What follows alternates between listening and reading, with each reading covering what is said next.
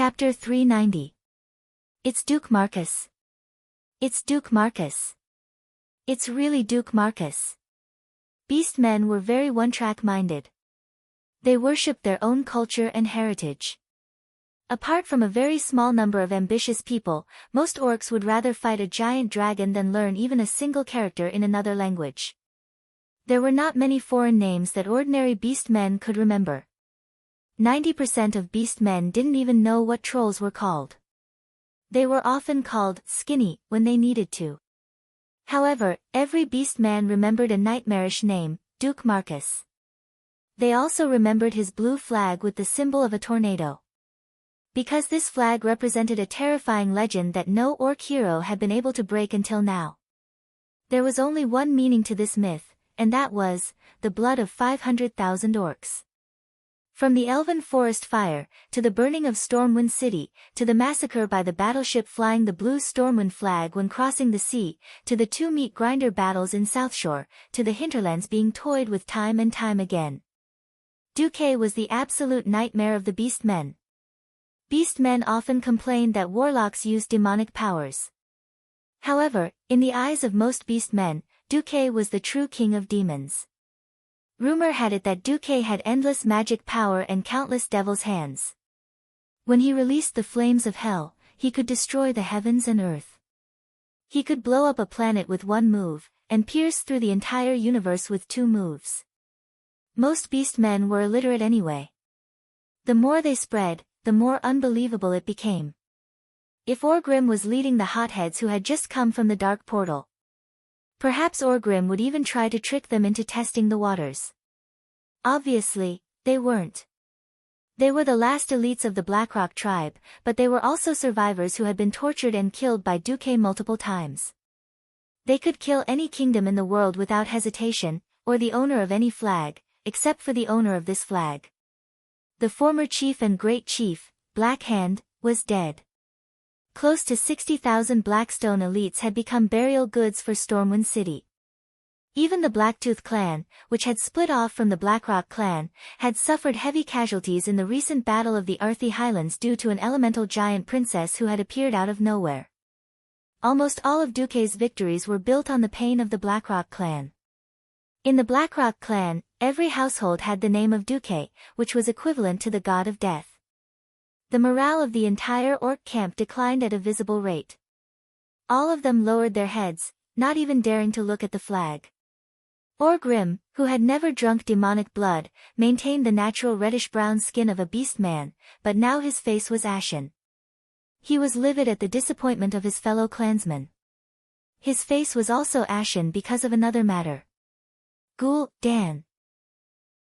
Did that female long ears use the power of the storm altar? Orgrim grabbed Ghoul, Dan in shock and asked hurriedly. Ghoul, Dan glanced at him, then lowered his head and replied, correct. This time, Orgrim did not feel anger at the disappointment of his clansmen. Instead, he felt a bone-chilling coldness. It was as if in that instant, the illusory death scythe had brushed past his majestic body like an untraceable cold wind. Everything that had happened since he had landed in the hinterlands replayed in his mind like a movie. Orgrim suddenly felt like he was a clown dancing in the palm of a ghost. He had thought that it was a good move to get a new force to join him and attack the main city of the elves from thousands of miles away. Who knew that everything he had done, every step he had taken, was all within Duke's calculations? If the evidence was not obvious before, everything could be explained from the moment he deciphered the runestone. Duke also coveted the power of the runestone, but due to the good relationship between the elves and humans, he could not take the initiative to do it. So, he used the orcs to destroy the runestone first, and then took advantage of it himself. The elves did not belong to the Lordaeron alliance. No matter how many elves died, it had nothing to do with him, a human, or the alliance. So, he could watch coldly from the perspective of a bystander as hundreds of thousands of elves were slaughtered by the allied forces of the orcs and the trolls, until the elves could not take it anymore and gave in. Of course, the horde had taken all the notoriety. It was obvious that Duke had reaped all the benefits. Even though Orgrim did not know what Duque had gotten, it was clear that Duque had gotten what he wanted. That was why he had raised the flag to warn the horde. Zuluhid did not seem to care, and muttered, "So what if that Duque is here? I don't believe he can save so many long ears by himself." "Humph." Orgrim snorted coldly, "Duke Marcus has nothing to do with the holy power that his monarch believes in. He can even burn down the main city of his own country. Why can't he burn down the city of the long ears when the horde attacks this one, and let us be buried with the long ears? If he could be so cruel to himself, he would definitely be even more cruel to others." This logic seemed to be accurate. It was a pity that Orgrim would never know that Duque's origins had nothing to do with Stormwind City. Orgrim felt bitter. The great chief hesitated. With regards to Duke's defensive skills, Orgrim definitely had a deep understanding of them. The cries of his compatriots who had died under the three-dimensional attack seemed to echo in Orgrim's ears. If Orgrim had the Horde's army at hand, he would have a steady stream of orc reinforcements with the Dark Portal supply line at his back. Perhaps Orgrim really did not believe it, and wanted to fight Duque. No matter what, destroying a race's capital was still something that boosted the morale of the race. That was under the premise that Duque did not interfere. But now, the situation had changed drastically. Originally, Orgrim thought that even if Grom Hellscream's main force could not take down the capital of the strongest human kingdom, Lordaeron, they would still be able to deal a heavy blow to the allied forces. Who would have thought that Grom's assault would be destroyed by a new flaming weapon invented by Duque? He only found out about this after he promised Zhu Jin to attack the elves and stepped into the Long Song forest. Grom could no longer rely on his own forces to break out of the encirclement, and needed his Blackrock clan. He did not have the capital to waste any more time here. Moreover, Duque's personality was one that would bite off a piece of flesh from you even if he suffered heavy losses. This gave Orgrim a headache the most. With all these factors in mind, Orgrim believed that retreating was the only option. He would never have thought that if he really wanted to fight, Silvery Moon would not be able to withstand it, informed Zhu Jin. "Retreat!" the great chief ordered. Chapter 391. The ear-piercing sound of metal clanging rang out. Every orc lowered their shoulders as if they'd been pardoned, returning to camp with their equipment. On the city wall, every single elf had their mouths wide open in disbelief as they acted as witnesses to this miraculous scene in astonishment. They retreated just like that. An army of 100,000 had been scared off by a flag? What flag was that? By the light of the sun, could this be the flag of the legendary Titan of creation? On the city wall, the elves who didn't know what had happened were bursting with curiosity. They all looked inquisitively at General Aurelia, who'd shot the entire flag 500 meters away. Aurelia ignored their gazes and muttered to herself. "He did it." "Yes. He did." Windsor was the first to answer. "Hee. It seems like there's nothing our new master can't do." Cervanus added in a rebellious tone.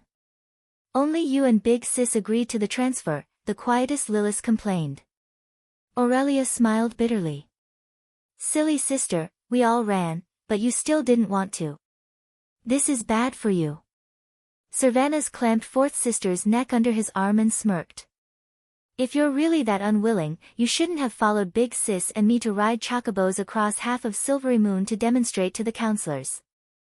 Lilith didn't say anything, tacitly admitting that her second sister had seen through her thoughts.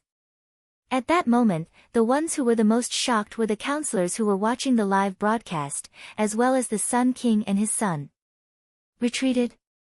They retreated just like that. Although everyone could tell that the troll was unwilling, he'd still retreated in the end. Retreating with a single flag? No. That was retreating with a single flag. If not for the fact that the humans and orcs had been at war for more than a year, and millions of lives had been sacrificed in the war and massacre, the hatred between them would have been so intense that it couldn't be resolved. The elves would definitely think that the orcs and humans were putting on a show to trick the high elves. Of course, the unease and panic on the faces of the orc warriors couldn't lie. Now, regardless of whether Duque had used his illustrious reputation or something else to achieve it, Duque had done it. Even if the negotiations between Kuel Salis and the alliance failed, at least Duque had helped them by the most precious time. Whether the High Elves were willing or not, the entire Kuel Salis was now in a state of war. Every 3 days, 100 groups of qualified blade throwers could be trained from the civilians who had never been in combat. 1,000 craftsmen who were engaged in other jobs could be turned into craftsmen for war machines. The structure craftsmen could produce 50 throne arcane guards. The High Elves were stunned. When they truly unearthed their combat potential, they would be able to hold on for a while longer. Of course, without Duque, they wouldn't have been able to hold on for too long. The most important reason was that the country had fallen too quickly. Nearly 50% of the citizens outside Silvermoon City had either been slaughtered or blocked by the Horde's army. When the Trolls' headhunting squad wiped out all of these resistors, the disadvantage of the elves' small population would be magnified. The few elves could not resist the Horde's army at all. At this moment, everything was different. The haze of war had not completely dissipated, but at least everyone could see the light of hope, even if that light came from a human named Duque. In the hall, the Sun King Anastrian spoke. "Sir Marcus, your reputation is so great that every eyewitness is amazed. I have to admit that although you are young, you do indeed have the ability to lead this terrible war between races. Let us use this as the basis for our negotiations." As the Sun King waved his hand, a magic device beneath Duque's feet was activated.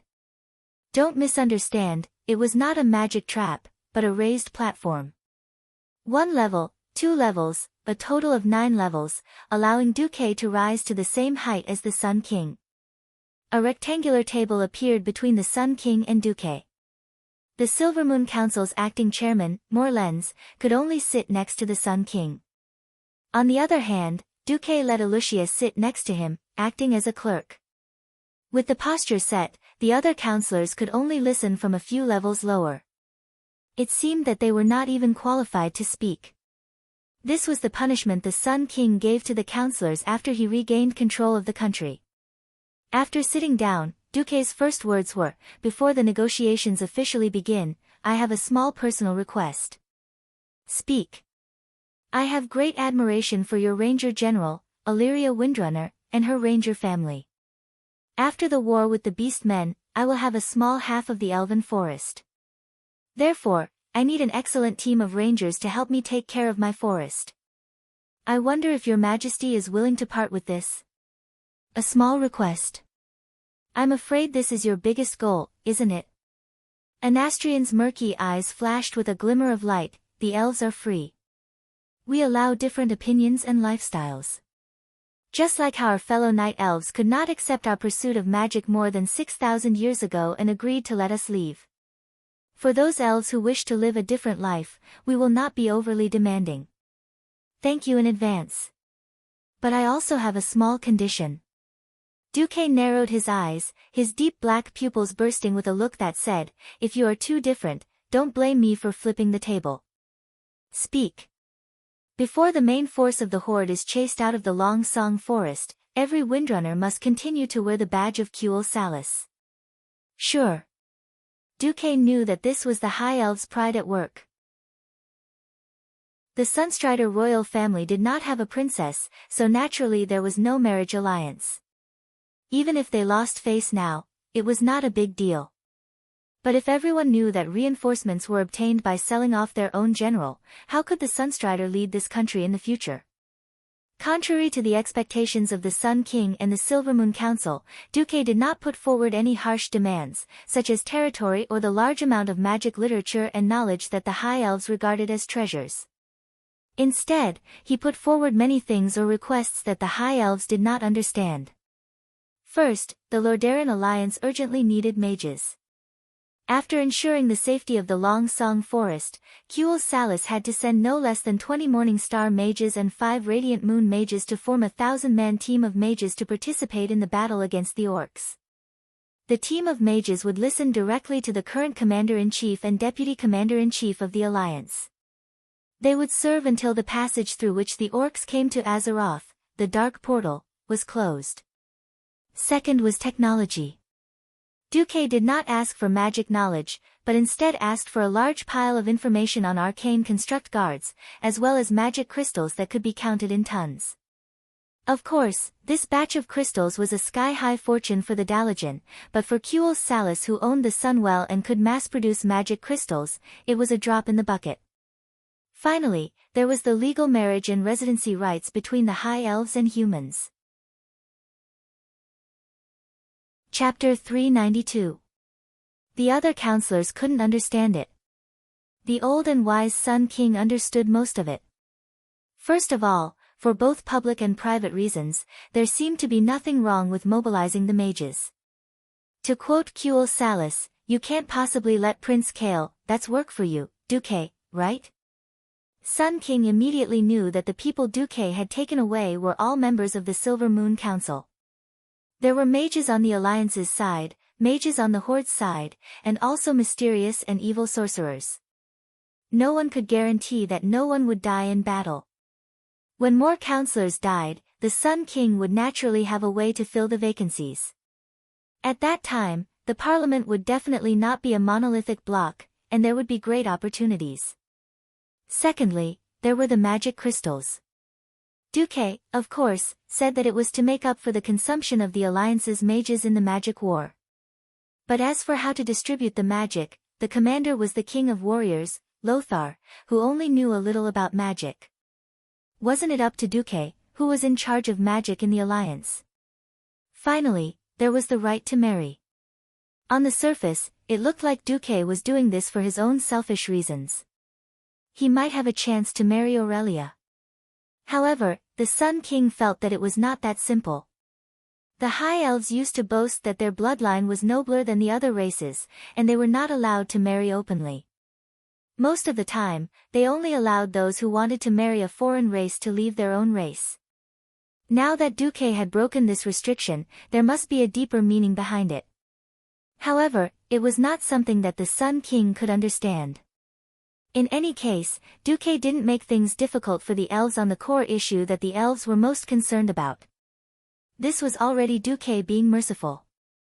After all the aid from the Alliance was specified within a limited time, the leaders of both sides officially signed.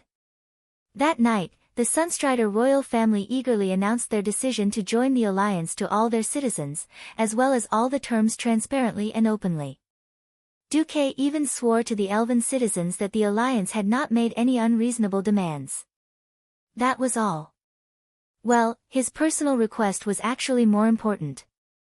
From Duque's point of view, the Windrunner family was worth more than all of Quel Salis. The tribe did not attack that night, so the Sun King decided to take advantage of this rare free time to hold a small party to celebrate joining the Alliance. Small only referred to the number of participants. The specifications were still off the charts. Almost all the big shots in Silvermoon City had come. Melodious music, psychedelic lighting, and especially elf-style sweet wine, in particular, when the marquises and duchesses deliberately showed off their curvaceous bodies in front of Duque, Duque deeply understood why people said that the upper class of the High Elves was rather decadent. But then again, looking at the rosy cheeks, the delicate lips, the plump snow-white skin, and the towering twin peaks, Duke almost couldn't hold them in. Dear host, these females are very much in line with your aesthetic standards, but for the sake of your safety and integrity, I must inform you that the 4 female High Elves with the surname Windrunner are watching you in a special way. Shut up. After bickering with the system elf in his own mental world, Duque saw Kale, that's coming over. Oh, that's rare. Duke, I thought you worked so hard to get father to approve the intermarriage because you wanted to get some benefits for yourself. Kale, that's and Duke didn't have any irreconcilable conflicts. It should be said that they didn't have any conflicts at all, so they were still considered friends in private. Duque raised his exquisite crystal wine glass. Alright, I admit that the beauties of the High Elves are definitely the most unique scenery I've seen in my life. For most High Elves, time is eternal, and only white scenery is left in the sky of history. So they seek excitement and novelty to tell themselves that they are still alive. As expected of the handsome prince who was known for being cultured and refined. Even his casual words were so philosophical and poetic. Duque smiled. Does that mean that the universe in which you are in is blurred, and everything is like a dream? Kale, that was slightly stunned. He did not expect Duque to be so cultured. After all, he had never talked to Duque in detail, and subconsciously felt that a 16-year-old youth from a commoner's background would not have good self-restraint. Kale, that smiled subconsciously. If this is a dream, then it's too bad. I hope this is just a slight low point in the long river of history. Yes. This is indeed a low point for the High Elves, as an ally of the elves for 3,000 years. And as a good friend of yours, Kale, I should do my part to help you and the High Elves rise again. Duque rarely boasted like this. Coupled with Duque's shocking achievements, this kind of empty promise seemed extra tempting. Kale, that was unusually clear-headed. Although I can't wait to see your heroism, Duque, before that, we have to at least wait for a new batch of soldiers to be trained. It's fine. In 5 days at most, our armies will be able to converge, and then we can hunt together, Duque said mysteriously. There were some things that could not be said openly. Kale, was not sure what Duque had prepared. But one thing was certain, and that was that Duque had found the Sunstrider royal family and not the Silvermoon Council as a partner. Finally getting rid of the wild bees and butterflies, it did not take Duque long to find Aurelia, who was drinking alone on a balcony not far from the banquet hall. Her gorgeous long golden hair fluttered gently in the night wind. Her exquisite and flawless facial features were like a perfect work of art. Under her thin eyelashes, the pair of green eyes that he had just glimpsed were closed, but one could still feel the charm that sucked people in. From a distance, her body was so slender that it seemed like porcelain that would shatter at a touch. She could not be considered the most perfect and beautiful. Purely from a delicate point of view, Aurelia even lost to Princess Kalia Menethil. But when he walked closer, he found that the long period of training made her figure easily outline a very sexy and wild beauty at any time. After killing so many people, there was naturally a faint murderous aura. This aura naturally made Aurelia a special existence that most people could only look at from afar and not play with. But to Duque, she exuded a breathtaking charm. It was such a beautiful woman who seemed to have walked out of the legends of bards, a mixture of wild and noble beauty, who had an indescribable desolation on her face at this moment. A gust of wind blew, and Aurelia turned her head, her green eyes staring at Duque. Do you know? Sometimes I wonder if I can continue to live in a dream called Supreme Glory of the High Elves if I kill you, and I don't have to bear the pain of leaving my compatriots and country. Chapter 393. Kill me, and I'll resurrect too. Duque thought quietly in his heart. Duque sighed softly. The world has changed. If I don't open my eyes, I'll only fall into the deepest despair the moment I wake up. It's not too late, Aurelia. You can still regret it. Regret what? Regret that I didn't see the Silvermoon Council's true colors earlier. Or regret that I served you. What a joke. I, Aurelia Windrunner, never regret what I do. Illyria wasn't wearing her ranger uniform. She was only wearing a pure white evening dress. On the surface, she looked like a gentle and pleasant beauty, but in reality, she was a heroine as fierce as a storm. At some point, Aurelia was already leaning on Duque's shoulder, who was wearing a blue and white evening gown. Because Duque had grown taller, Aurelia was now slightly lower than Duque's head. She snuggled up to Duque, and even when Duque consciously hugged her waist, she didn't feel uncomfortable at all. It was as harmonious as a perfect painting. Duque said lightly, "It's good that you don't regret it, little rascal. Not regretting it doesn't mean you're not sad or in pain." After a pause, Aurelia continued, "Don't move, just let me lean on you for a while." Okay. The two snuggled up to each other, enjoying the warmth from each other and the warm feeling of their souls merging. After an unknown period of time. Hey, Duque, what will happen to Azeroth in the future? Duque looked up at the starry sky with a deep expression. His gaze seemed to have transcended the void, transcended history, and arrived at a certain node in the future. Duque's voice was ethereal and dreamy. The Burning Legion has made a move again. Even if I don't want to admit it, beating Sargeras into the bottomless abyss isn't the end. In 5 years at the earliest, or 10 years at the latest, the Burning Legion will definitely make a bigger move. At that time, we might need all the races to work together to get through this. Aurelia's whole body trembled, and the 3 beautiful figures who had been eavesdropping on the tree not far away also trembled. The Windrunner sisters recalled all of Duque's miracles. That kind of prophecy of the highest level, like a charlatan, gave each of them a strange premonition. It was as if their fates would be tightly linked to Duque's future. He gently stroked Aurelia's soft golden hair. But before that, I promise you that I will make the culprit behind the massacre of the High Elves, Zhu Jin, pay the most tragic price. At that moment, Duque felt Aurelia's fingers tighten around him. Those fingers that looked like tender white jades suddenly turned into the sharpest dragon's claws. The great force that came from those fingers made Duque's shoulder feel a little pain. I'm sorry. Aurelia suddenly came to her senses and apologized. It's okay. Duque silently added the fitness option to his growth plan. Should I get a battle mage subclass? Almost at the same time, Zhu Jin, who was in the tribe's main camp, felt his mind go blank. The tribe has done enough for the trolls. Now it's time for the trolls to fulfill their promise and serve the tribe. I need the trolls to obey orders and follow us to attack the humans' capital. Zhu Jin thought that he was hearing things. However, the serious expressions of Orgrim and the other tribe chiefs told him that they were not joking. The hatred accumulated over the generations, the voices and smiles of the trolls who had died tragically, all of this seemed to naturally appear in his mind.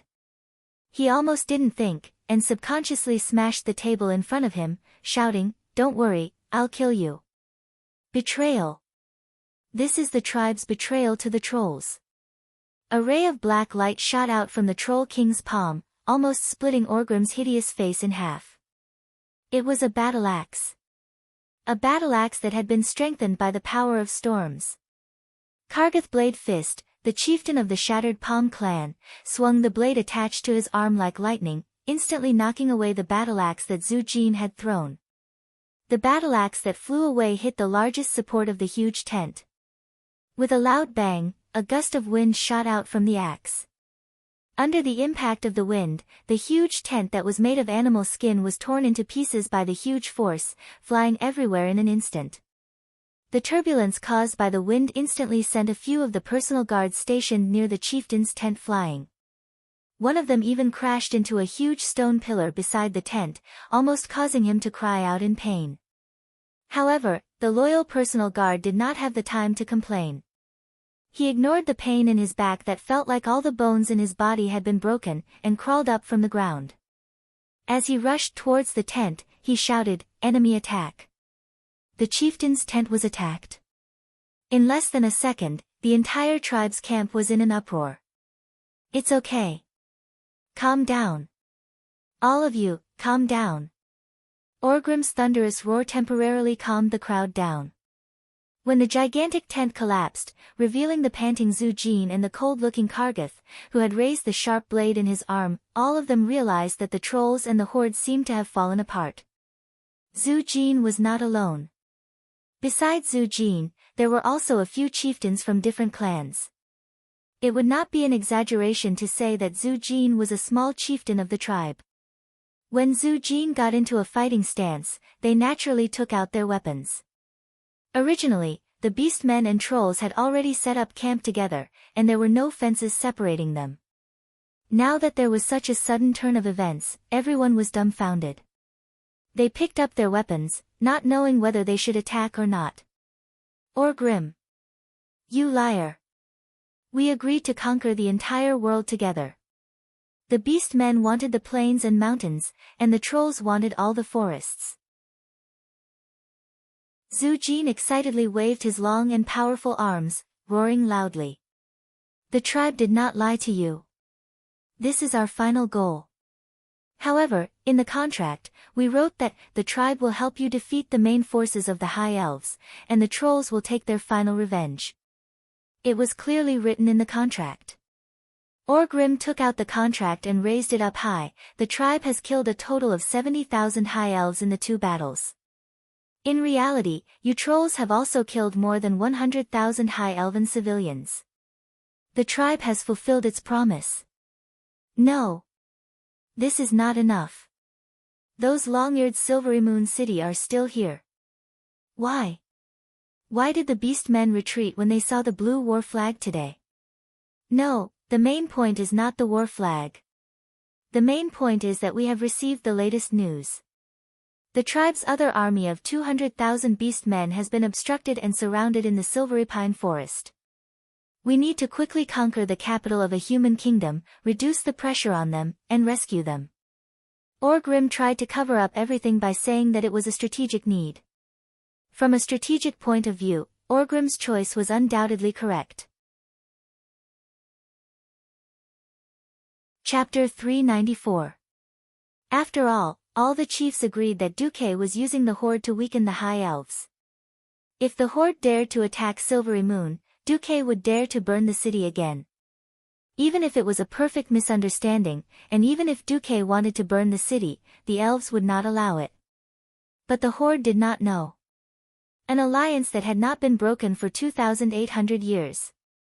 It sounded grand, didn't it? The Horde was a different race and lacked information. Who knew about the petty conflicts between the humans and the elves? In the end, all the chiefs thought that rather than wasting their elites on the elves, who could not harm the humans, it was better to send troops to attack the humans' vital cities. It was a pity that a very intelligent beastman leader met a great demon leader who only knew how to act based on emotions and had long since been blinded by hatred. The result was destined to be a tragedy. No. The trolls will not recognize this alliance written in the common human language. It's full of word games. As long as the Horde fights with the trolls, we will still be brothers. We will still be brothers. Zujin raised his remaining battle axe and roared. Orgrim felt aggrieved. There was no direct translation between the troll and beastman languages.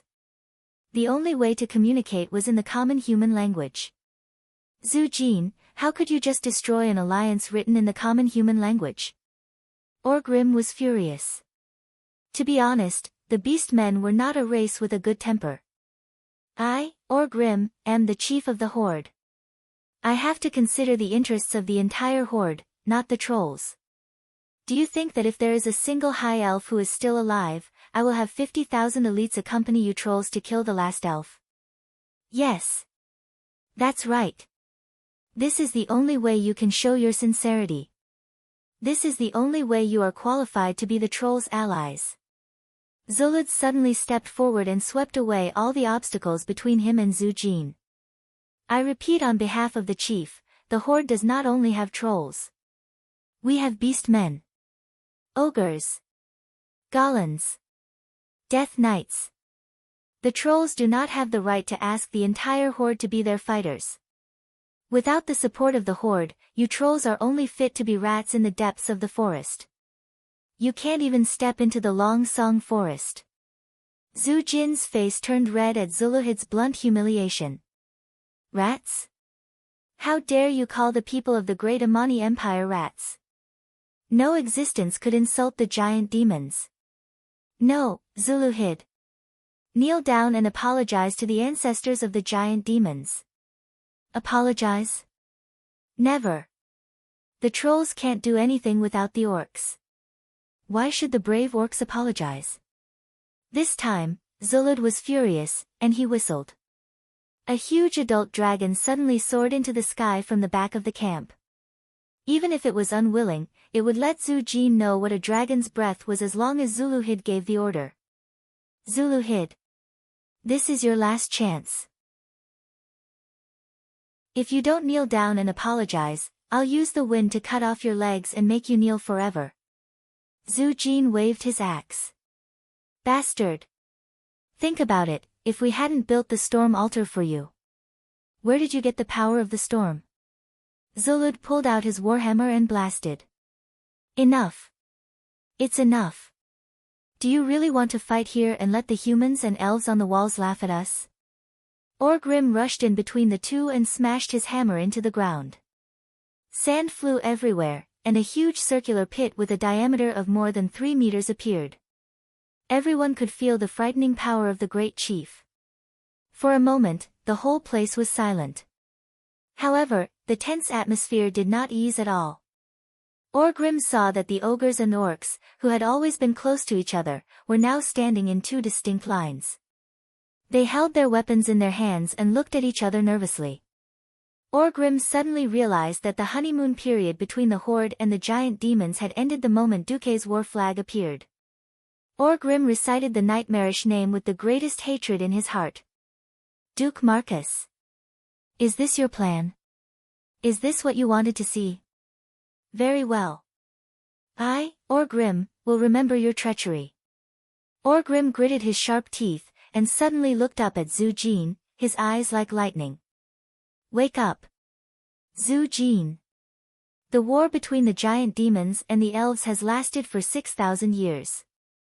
In these 6,000 years, neither of you have completely destroyed the other. It is not easy to destroy the other in a short period of time. In order to destroy an intelligent race, it would take a long time and many victories, little by little. The giant demons have won enough this time. As long as the giant demons remain in the horde, we will destroy all the elves, humans, and dwarves, and dominate this planet. Orgrim's earnest guidance could not be said to be without good intentions. If it were another clear-headed leader with a higher level of intelligence, perhaps he would have listened. Unfortunately, revenge and the consecutive victories had caused Zhu Jin's originally low intelligence to fall to the same level as a retard.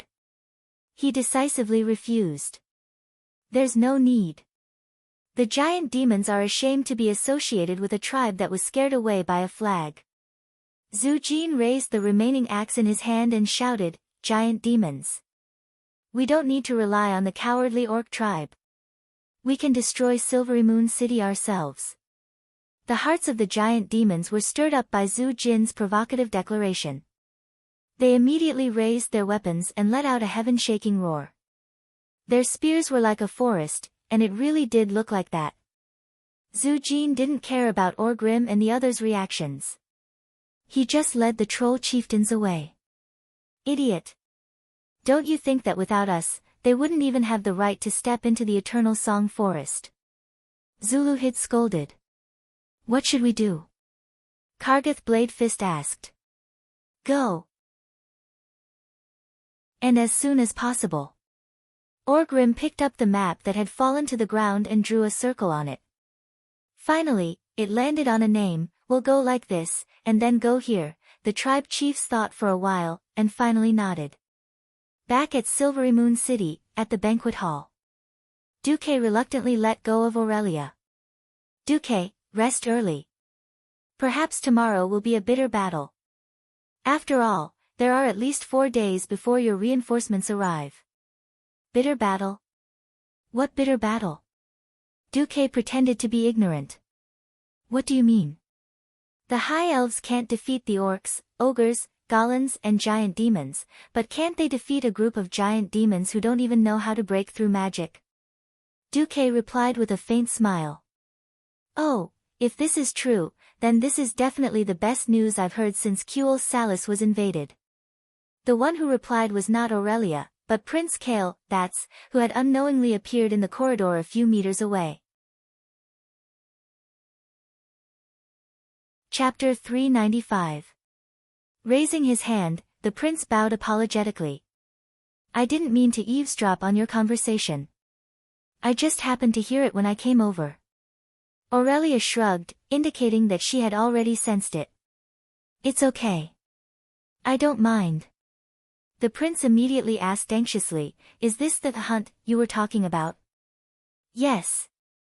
If I'm not wrong, my appearance was enough to make the chief of the tribe, Orgrim, give up on attacking Silvermoon City and ask the trolls to leave with the tribe. But Orgrim obviously underestimated the trolls' hatred, madness, and stubbornness towards the elves. So the division of the tribe is almost inevitable. At the earliest, the main force of the tribe will leave tonight, leaving only the trolls to continue attacking Silvermoon City. Duke's words made the eyes of the prince, Aurelia, and the 3 windrunners in charge of eavesdropping immediately brighten. Really? 1 man and 4 women, 5 voices almost at the same time. F***ck, Illyria was his rumored girlfriend. Forget about his rumored future sisters-in-law eavesdropping, they even gave themselves away together. What the hell was this? Duque was very embarrassed.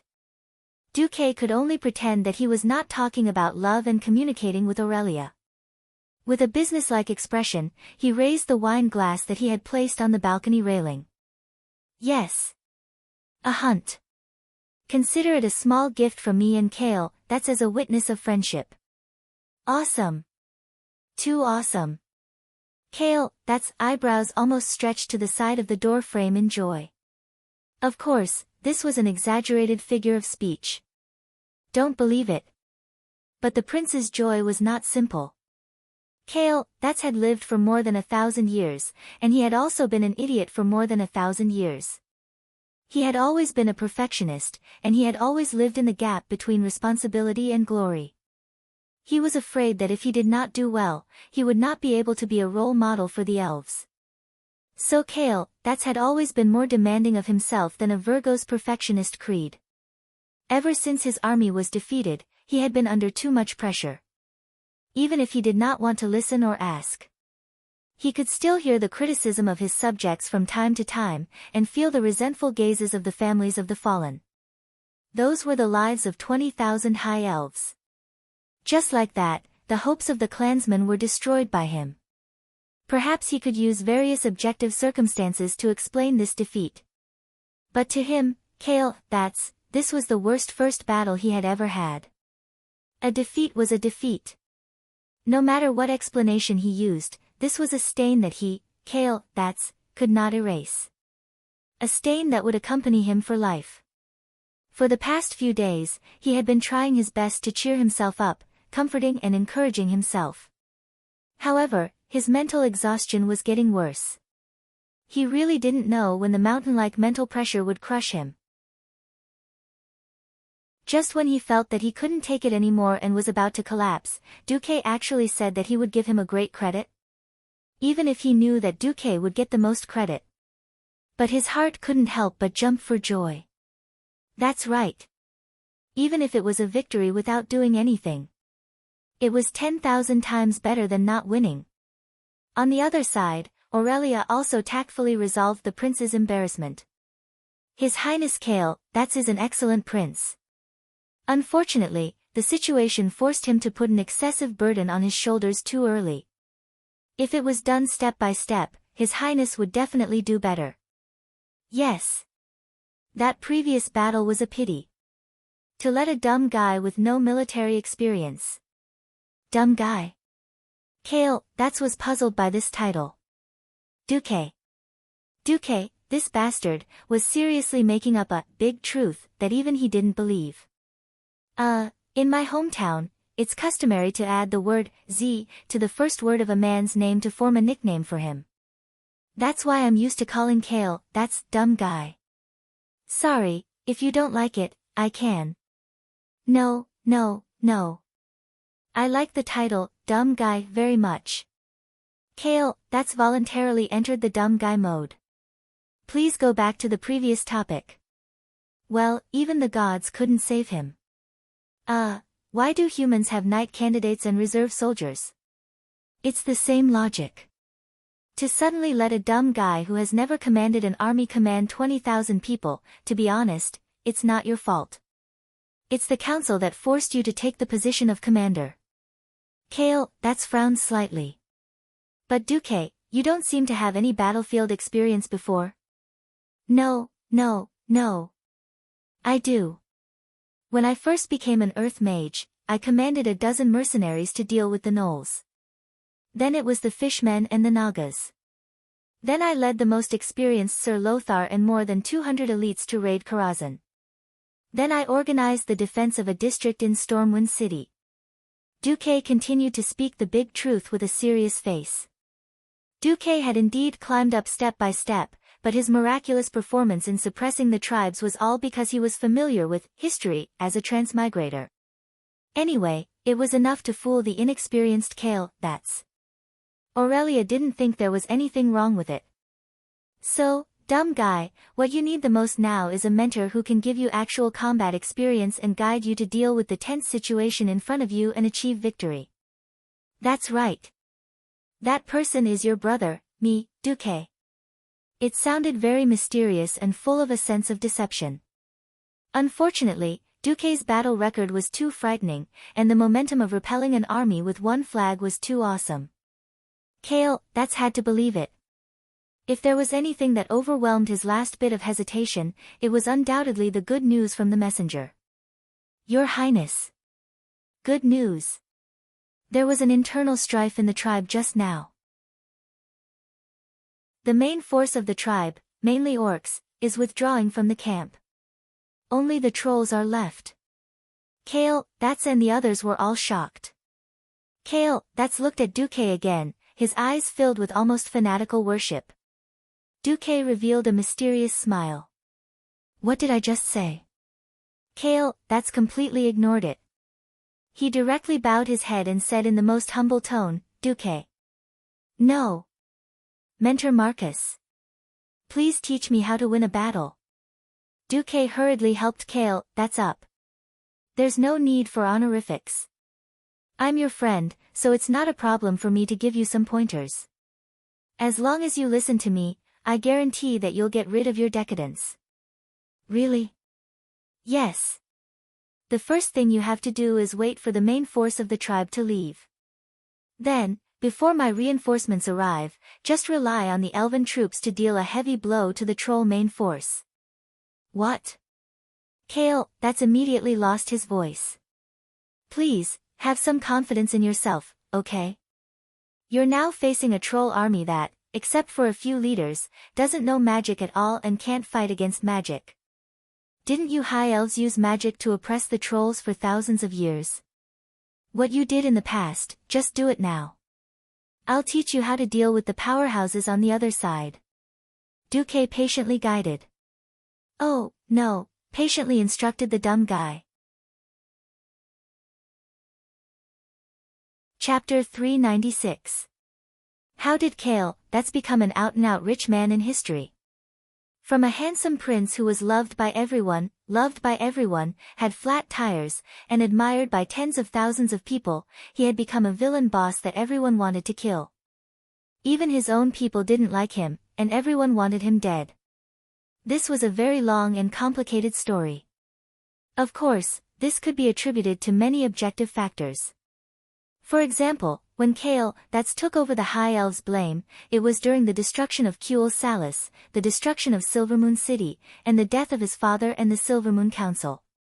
As the only high-ranking member who survived, Kale, that's had no choice but to come out and carry the flag. The times could create heroes. If Kale, that's really had an indomitable will, he might really be hero material. Unfortunately, not every hero was called Lothar, and not every hero had the will, strength, and luck to restore the country. The biggest reason why Kale, that's could not rise again from the righteous path was his lack of willpower. In the first half of his life, he had not suffered any setbacks at all. He also wanted to work hard and deal with the challenges. Unfortunately, because of the restrictions of the council on the royal power, the council spared no effort to obstruct Kale, that's growth. Even though Kale, that's had practiced powerful magic, he was still a prince who was like a flower in a greenhouse. On the surface, he looked perfect, but in fact, he was very easy to fool.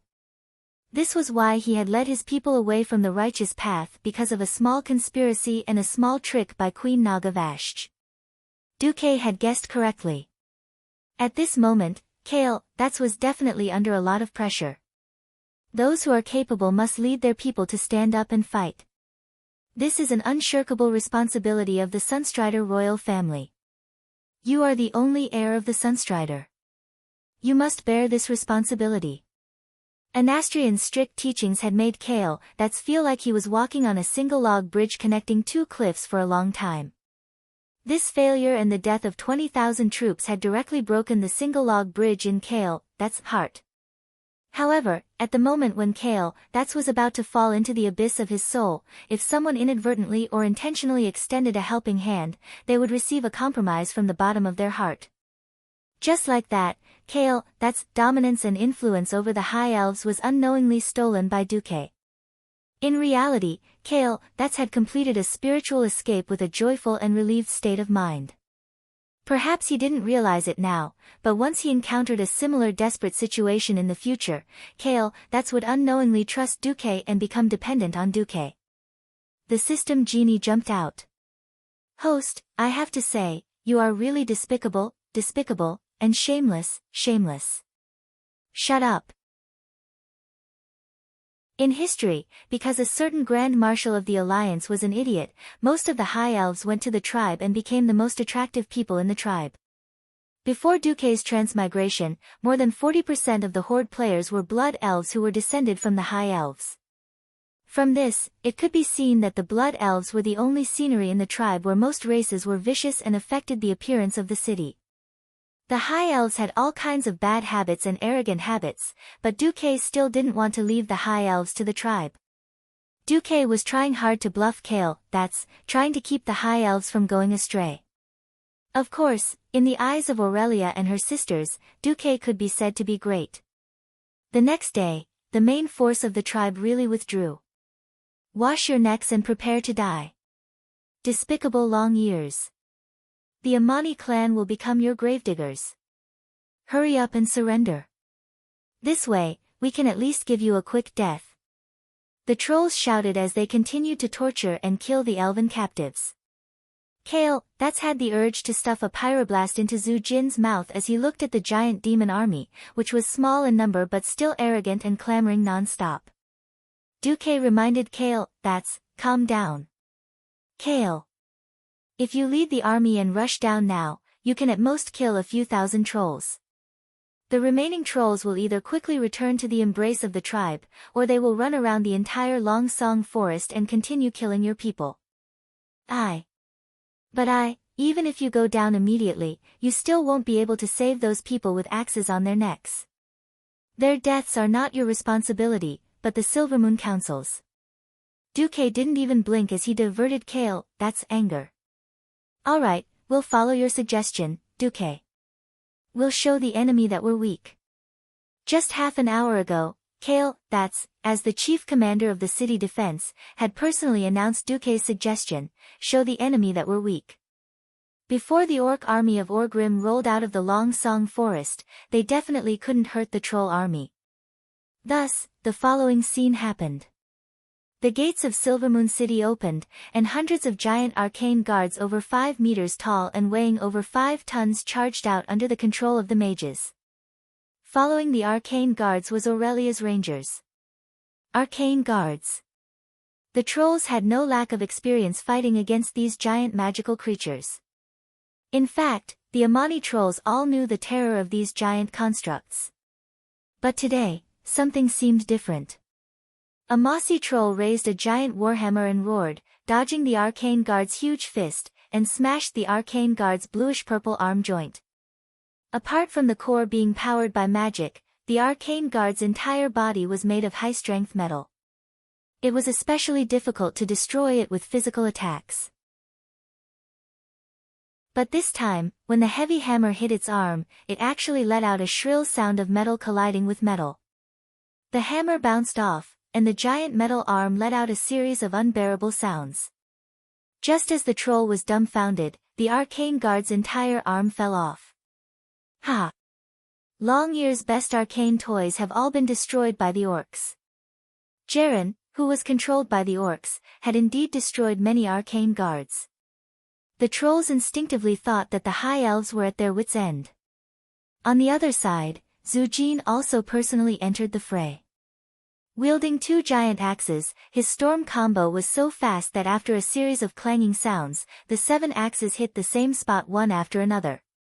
The last axe finally chopped off the head of an arcane guard that was in good condition, deeply embedding the axe into the central circuit of the arcane guard.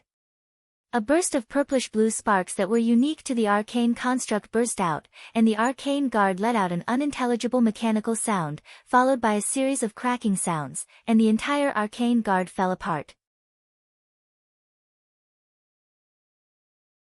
Chapter 397. In the forest not far from the battlefield in front of Silvery Moon, a few orc scouts were watching the scene unfold before them. The mystics of the horde were mainly warlocks, with shamans as support. All the twin-headed ogre mages were pure elemental attack mages, unlike the humans in the Dalajan kingdom, who had spent more than 2,000 years to develop a complete magic civilization. The horde did not have magical communication. In terms of sending messages, they were still in the era of running and messengers. No one in the horde felt that there was a problem. In fact, Orgrim was already very satisfied with the addition of the Red Dragon to the team of messengers. Now, these scouts quickly got what they wanted. When the scouts caught up to Orgrim, they reported to the chief how the High Elves had easily and effectively sent the unsteady arcane guards to their deaths, and how the High Elven Rangers had accurately dodged the rain of javelins that were almost invisible to the naked eye. In the end, the trolls had won the battle. Orgrim let out a long sigh. Someone will have to pay a terrible price for their stupidity. Before it was us, now it's the trolls. But at least I can confirm that Silvery Moon is indeed under Duke's command. The chieftains who were walking slowly beside Orgrim all nodded their heads, as if saying, yes. Duke's expression of approval was that Zephyr King Sinister. If the elves had heavily injured the trolls after the horde's main force had retreated, Zujin might have woken up and come back pitifully to the horde. That way, even if Zujin was useless, he could still bring 20 to 30,000 trolls who were good at throwing javelins. Unfortunately, Duke did not give Orgrim the chance. As long as the orcs did not leave, Duke would suppress the high elves and not lay a hand on the trolls. Didn't the trolls want to win? Here, I'll send you some useless toys to dismantle every day to fool those silly trolls into thinking that I can really win. But the horde could not wait. Orgrim did not know how long Dogram Hellscream could last. Moreover, Duke's reinforcements had already started to enter Longsong Forest. They maintained a safe distance of at least 150 kilometers from the main force of the tribe and took a detour from the west side of the forest towards Silvermoon City.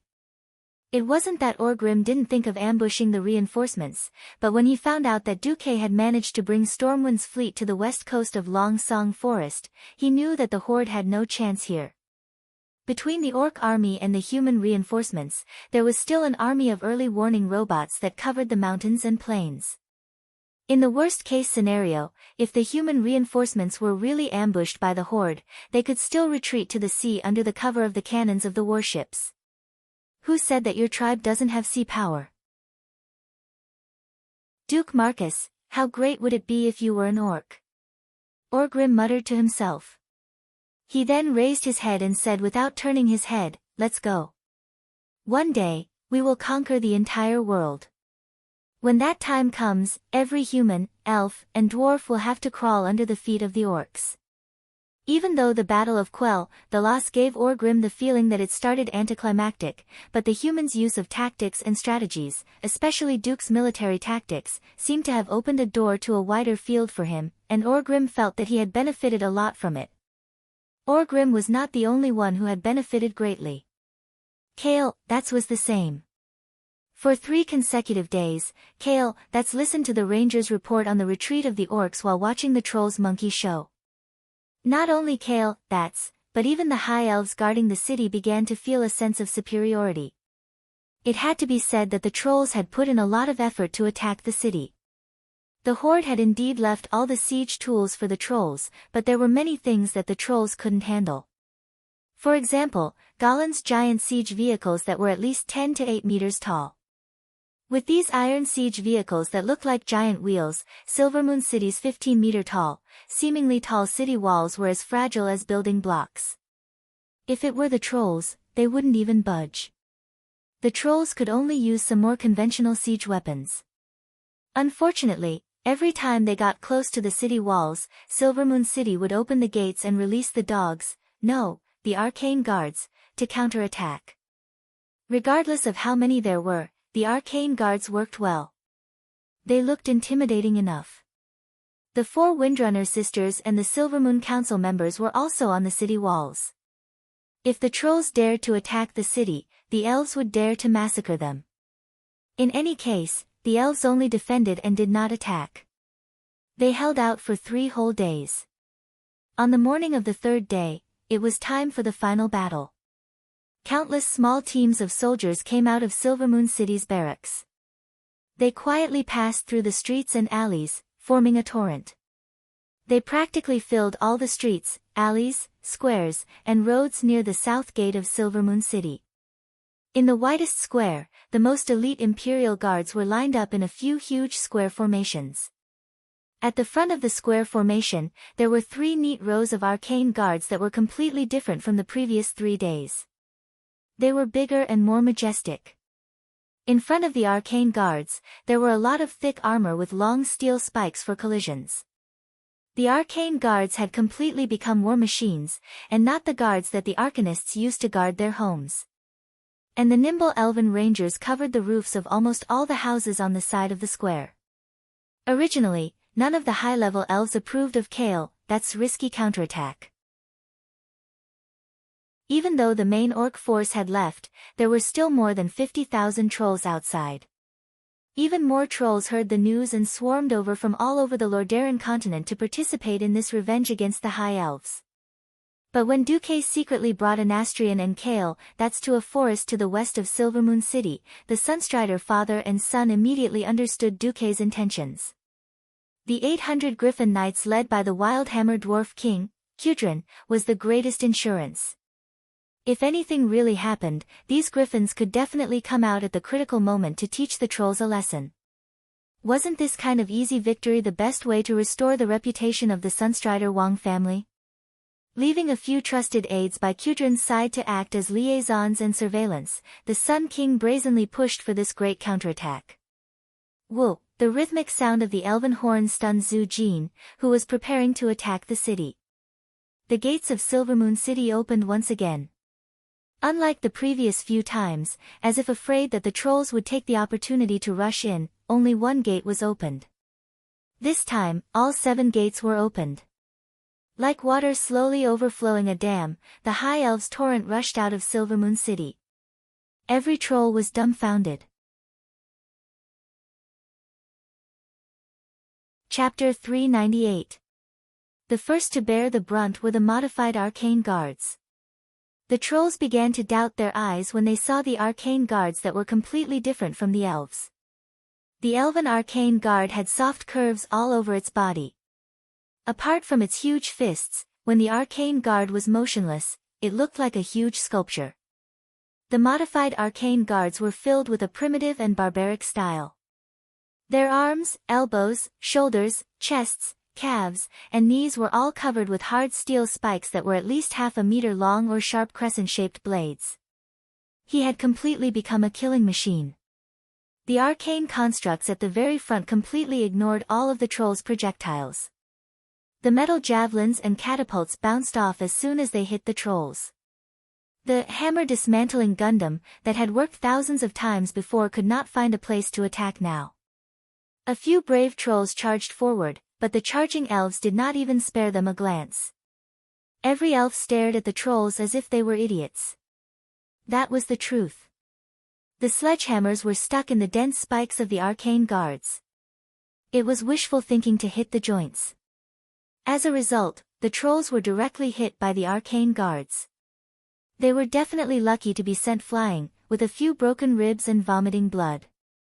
The ones who suffered the most were those who were nailed to the calves of the arcane guards like pieces of beef waiting to be barbecued. They were neither dead nor alive. The trolls' powerful healing ability made them unable to die for a long time. Their bodies were hooked by the slightly curved spikes and could not be pulled out at all. With every step the arcane guard took, the wounds on his body tore open, and he let out a tragic wail. If the giant beast Golan or the agile twin-headed ogre warriors were still here, they could at least rely on the brute force of these non-human monsters to forcefully resist the arcane guards with their strength and heavy weapons. Unfortunately, there were no ifs in this world. The trolls were generally more than 2 meters tall. In front of these huge magical and mechanical creatures, they were as laughable as ants. "No!" Zhu Jin's subordinate, Nararak, roared. As one of the best who had undergone the transformation of the Storm Altar, Nararak had obtained a transformation ability similar to that of a druid. With a roar that sounded like it came from ancient times, he turned into a giant bear that was more than 6 meters tall and weighed at least 5 tons. The giant bear was charging. It was an unscientific combat technique based on the warrior's charge skill. The huge and sharp bear claws dug a deep ravine on the ground that was deep enough to fit a person's calf.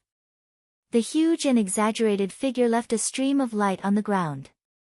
Wild assault. Using its extraordinarily thick fur, Nararak's bear paw smashed the spikes and blades on the arcane guard's body before smashing the arcane construct's joints. After the giant arcana guard collapsed, it seemed to be struggling to get up. In the blink of an eye, the giant bear had smashed the arcana technique core with its claws. On the city wall, Kale, that's frowned. Duque's voice rang in the prince's ear. "Let Saladre and Segunar go up with 2 healers. Send a team of elite rangers or mages to take care of the rest." Kale, that's did as he was told, and the effect was immediate. Nararak, who had a particularly powerful impact, was immediately restrained. The prince's 2 strong hands were just in time to restrain Nararak. At this time, another troll that could summon hurricanes and lightning appeared. He was Eichelson, who had the resounding nickname of Eagle God. He destroyed 3 arcana guards with a powerful lightning strike, and then summoned hurricanes that easily swept away a large number of elven soldiers. Kale, that's face twitched as he looked at the soldiers who were sent flying into the sky and blasted into charcoal by the terrifying lightning strike. Duque snapped his fingers and summoned Aurelia and Cervantes. Duque's instructions were simple and violent. Stand in the eye of the storm and shoot everything that has nothing to do with the elves. On the battlefield, rescue was like putting out a fire. Every moment of delay was the loss of dozens of lives. The Windrunner sisters leaped from the top of the high city wall and glided into the battlefield. After 7 or 8 quick and agile jumps, they faced off against Eichelson. Next, a few of Zhu Jin's subordinates who had been strengthened by the Storm Altar acted for the first time. However, after a short period of viciousness, Duque gave the prince a few pointers, and those guys were restrained. At this time, the way Kale, that's looked at Duque changed. Duque's foresight was not enough to describe Eichelson. His earth-shattering power of observation was not enough to describe him. The kind of penetrating power that could see through the enemy's weakness with a glance. This made Kale, that's admire him greatly. A feeling of worship grew wildly in the heart of the Sunstrider prince. Kaisi, this is actually not a big deal. Actually, after Aurelia told me that Ghoul Dan destroyed the runestone, I rushed to the scene. After some research, I had already deduced 80% of the opponent's skills and strength, and had already thought of a countermeasure. The response I made after seeing it on the battlefield was just a supplement to what I've been thinking these past few days. Duque. I admire you. You don't need to admire me. You can do this too. As long as you are good at observation and thinking, you will be able to discover many things that you have been ignoring before. As long as you make more complete preparations than the enemy, the scales of victory will naturally tilt towards your side during the confrontation on the battlefield. I have learned from you. Kale, that's bowed deeply to Duque. Duque gladly accepted it. The trolls had always been at a disadvantage when fighting against the elves. After the experts strengthened by the Storm Altar were restrained, the trolls were once again at their wits' end. The scattered spears thrown at the elven troops were mostly blocked by the ferocious arcane guards at the front. Less than 10% of the spears were thrown at the back. Even if a few elves fell occasionally, the soldiers at the back would immediately fill in the gaps. The enemies in front of them seemed endless, causing Zhu Jin to feel a sense of helplessness. In terms of numbers, the trolls definitely had the upper hand. However, when hundreds of arcane guards lined up in a row and pressed down with an earth-shattering momentum, it felt like the elves had become a true army. Although the trolls did not put down their weapons and escape, they could not help but retreat uncontrollably. They wanted to retreat from the plains in front of Silvery Moon back into the Long Song forest. At least the complex terrain there could stop the huge arcane guard's charge. At least there, they did not need to face the astonishing momentum that could make the earth tremble. Chapter 399. The trolls are about to escape. Kale, that's reminded him. Taking the Amani trolls as an example, one of the reasons why the elves hadn't been able to exterminate them for thousands of years was that forest trolls were natural forest killers. This was especially true for someone like Zhu Jin. As long as he didn't want to be caught, he wouldn't be caught. As long as he didn't want to be caught, then even if the best rangers in Kuel's Salis were sent to hunt him down, they wouldn't be able to catch him. Before Duke's crazy and unreasonable Yao Yao army appeared, the war in the forest was a battle between trolls and elven rangers. For thousands of years, neither could completely overwhelm the other. Often, when there were too many trolls, they would rush out of the depths of the forest and seek death. When the trolls were killed, they would immediately scram back into the forest to recuperate. This kind of tug-of-war had been going on for thousands of years. Prince Kale, that's had also heard of the power of the Yao Yao. In terms of early warning, the Yao Yao was indeed powerful. Unfortunately, this annoying little fellow was too slow. In a full-speed pursuit, the Yao Yao was useless. Again, it was easy to break up and defeat trolls, but difficult to annihilate trolls. Compared to the sacrifice of nearly 200,000 soldiers and civilians, defeating a troll army that had lost the support of the orcs was far from enough to satisfy the elves' hatred. Kale, that was anxious. Duke shook his head leisurely. The way of a commander, in addition to looking at the overall situation and making the most beneficial choices for one side, is to learn to read people and learn to wholeheartedly believe in experts who are proficient in certain areas. Experts? Everyone has their own strengths. Duke pointed at the fighting Sagunner. Brave and ruthless, the vanguard. Duque then pointed at Aurelia, who didn't forget to command and coordinate the four sides in the fierce battle. Able to fight and control, the general. Duque finally pointed at himself. Able to complete special tasks at special times and places, the specialist. With that, Duque chanted a string of incantations. When Kale, that's first heard it, he instinctively felt that it was very familiar, because it was the incantation to activate the runestone array buried under Longsong Forest. However, when he listened carefully, he felt that something was amiss. From the middle part onwards, the incantation had been changed beyond recognition. Even if it was the same magical device, different incantations often corresponded to different effects. Kale, that's really didn't know how Duque knew about this incantation and how he modified it. The prince barely understood Duke's incantation in the language of the High Elves. He changed the word rise to sink and deposit to release. However, more than 30% of the runestones had been destroyed, and most of the arcane energy buried under the forest had been used up. What else could Duque do? In Kale, that's expectations, it would be difficult to even make a fire with a runestone magic circle, let alone a flame that could incinerate 10,000 people. At this moment, in Duque's perception, the situation was completely different.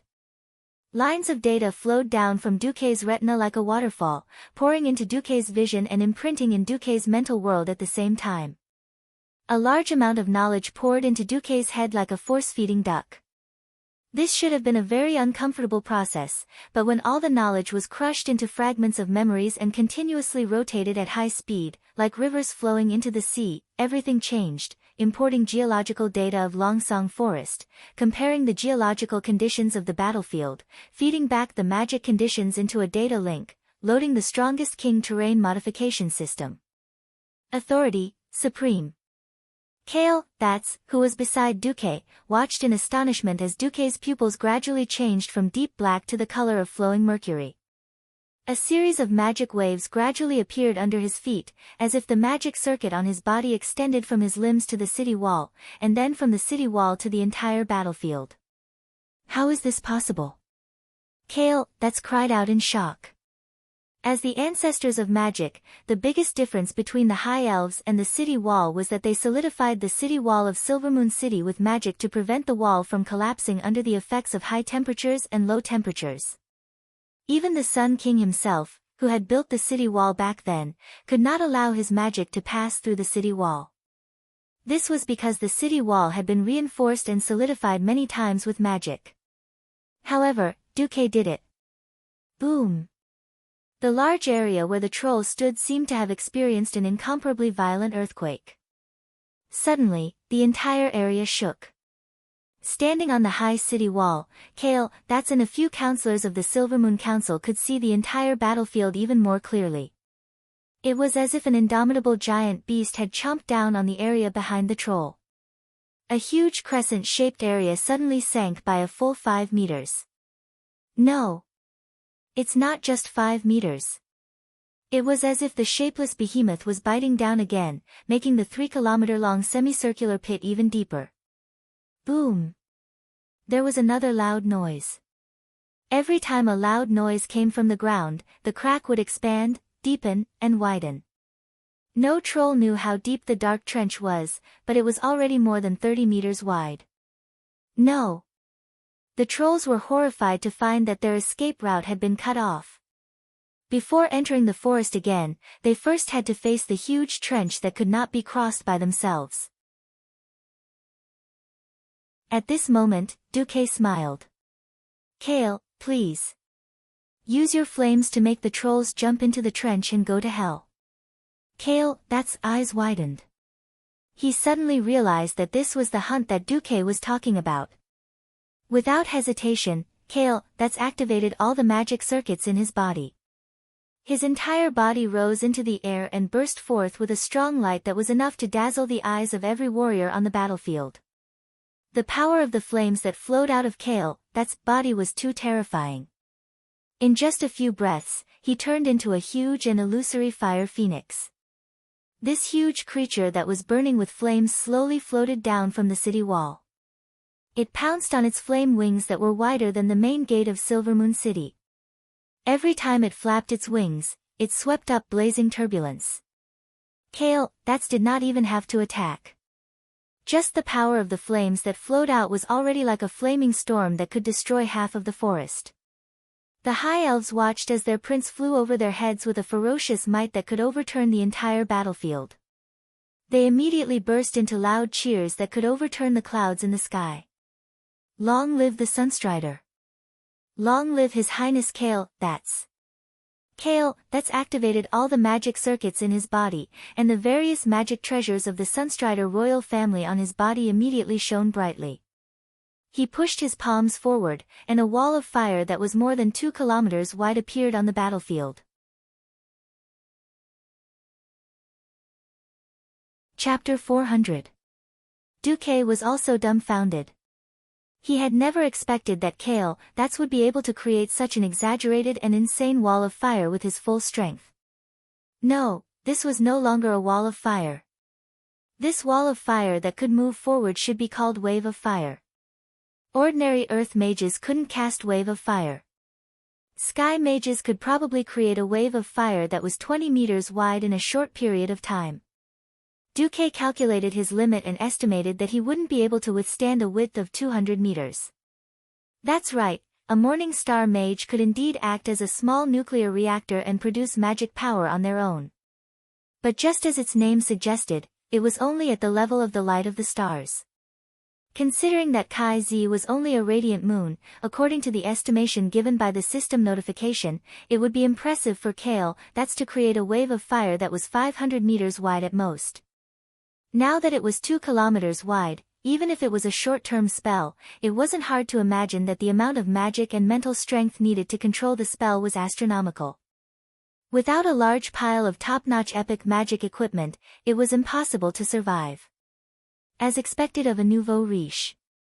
No, it should be said, as expected of an imperial family. The wealth of the Sunstrider Wang family, which had been passed down for nearly 7,000 years, was indeed unimaginable to outsiders. Any low-grade item that they didn't even bother with was enough to cause a civil war among the Dalijan pharaoh outside. Second-generation Wang, let's be good friends. Of course, Duque, who called himself an honest and reliable gentleman, would never have any ideas about Kale, that's. Well, it was another matter when he thought about how he had cleared Kai Z's dungeon countless times before he transmigrated. The trolls below were miserable. No one would have thought that the runestone array could be used in this way. The runestone itself could raise a huge tornado of wind and thunder anywhere in the Long Song forest, killing all the creatures inside. Duque did the exact opposite. When he was unable to gather the power of wind and lightning, he directly drew more power from the earth vein. A dried-up ley line could easily form a huge underground hole. There wasn't a problem at first.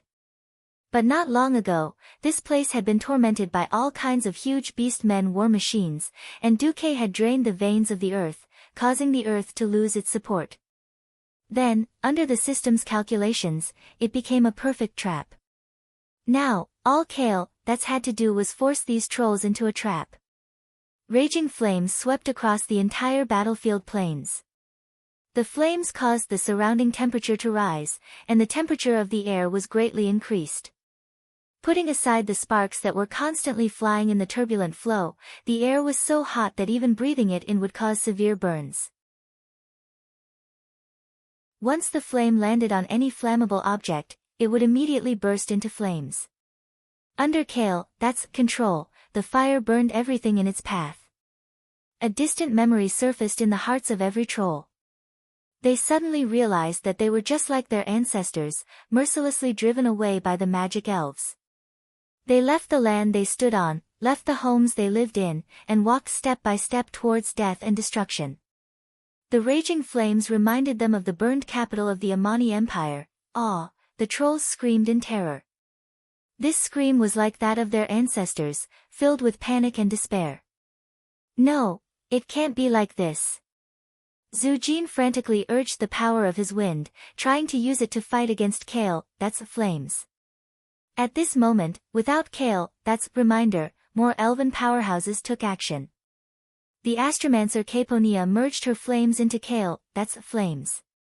Kale, that's chief astromancer Solarian did the same thing. It wasn't just them. More members of the Silver Moon Council joined the battle, encouraging this huge wave of fire to sweep toward the trolls. Boom! Boom! Boom! The raging flames roasted everything. This wall of raging flames reminded the trolls of the distant Dark Age, which was passed down by word of mouth from their ancestors. At that time, a forest fire could often destroy a troll clan. Now, this fear was pressing into the depths of the hearts of every troll on the battlefield. They kept retreating because they were afraid of the flames and falling off the cliff. Nearly 50,000 trolls huddled together along the long and deep ravine. All the trolls' hearts constricted from fear, and the screams of their companions in the face of death deepened the chaos of the team. Some trolls began to be pushed down into the deep ravine. This unlucky troll waved his limbs in horror. Blood gushed out from all over his body, and his vision instantly turned from a blazing light to a pitch-black darkness. He unconsciously opened his mouth, letting the wind rush into his lungs as he fell. After falling for an unknown number of seconds, he lost consciousness under the impact of an indescribably violent force. Shrill cries came from the deep darkness, echoing continuously, making it impossible for them to judge how deep this ravine was. Panic spread further. The wave of fire was getting closer and closer. Some trolls recklessly rushed into the wave of fire, trying to rush through it to vent their final anger on the elves. But after a few steps, their bodies were charred black and turned into charcoal, kneeling in the flames. More trolls were pushed down into the ravine in panic and chaos. On the city wall, countless highborn elves who stayed behind pressed their chests excitedly, and their fair faces flushed with excitement. They stared at this scene, afraid to miss any detail. This was the end of the hateful trolls. This was the end of the trolls who had slaughtered their compatriots, their loved ones, and deserved to die 1,000 times. And at this moment, their great prince, Kale, that Sunstrider, had avenged them. They shouted crazily, unable to control themselves. Many highborn elves had already taken over the wave of fire, and Kale, that's finally put down his biggest burden. He summoned his phoenix mount, AO, and stood in the air above the battlefield in a hovering posture. Subconsciously, he looked back at Duque, who was standing on the city wall. Duque was very calm. His pitch-black and deep eyes were like the endless starry sky, with an indifference that could decide the life and death of millions of living beings. Duque calmly watched the entire battlefield, but it gave Kale, that's the illusion that the entire Kuel Salis was under Duque's control. Surprisingly, Kale, that's didn't feel any fear or unease. On the contrary, Kale, that's actually had a feeling that the people might have a better life if the country was handed over to Duque. He didn't dare to tell anyone about this feeling. Because this feeling was definitely not what a crown prince who was going to control the entire country in the future should have. Kale, that smiled and waved at Duque, but all the elves thought that the prince was waving at them. Immediately, a tsunami of cheers sounded. Chapter 401. Zhu Jin's eyes were bloodshot. He was so angry and so regretful. Why had he been able to defeat the high elves so smoothly before? Why had his 50,000 trolls been beaten like dogs after the orcs' main force left? Zhu Jin didn't know what Duque curse was. He only knew that he had done something that would make the trolls of Lordaeron unable to recover for more than a decade. Ancestor Amani, I should have trusted Orgrim. Zhu Jin roared as he fought with all his might. More and more powerful high elves besieged him. Unfortunately, he realized this too late. Prince Kale, that's, Zhu Jin remembered this name purely because he was prepared to make the high elf prince's head part of his collection. Now, the owner of those eyes was looking down at him from above. The huge bird-shaped elemental creature under the prince seemed to cover half the sky. The crimson flames under its wings kept flapping, stirring up golden-red clouds of fire. The golden things that floated down from the sky like stars were actually the phoenix's spontaneously burning tail feathers. It was these feather-shaped golden lights that poured down, turning Haraz, who had transformed into a lynx, into a dead cat. His cat-shaped corpse turned into charcoal and lay in a sea of fire. The earth was burning, and so were the trolls' corpses, making creaking sounds. That was the sound of the flames burning the fat in the body. The Amani trolls were finished. The moss-flecked trolls were finished. Almost all the forest troll clans in Lordaeron had suffered heavy losses. Go! All of you go! Zhu Jin roared, ordering his elite subordinates to leave as soon as possible. Warlock Lord Malakas shouted, Chief, what about you? I can't go. If you don't go, you'll all die. Zhu Jin suddenly roared and transformed. First up was Xiongning.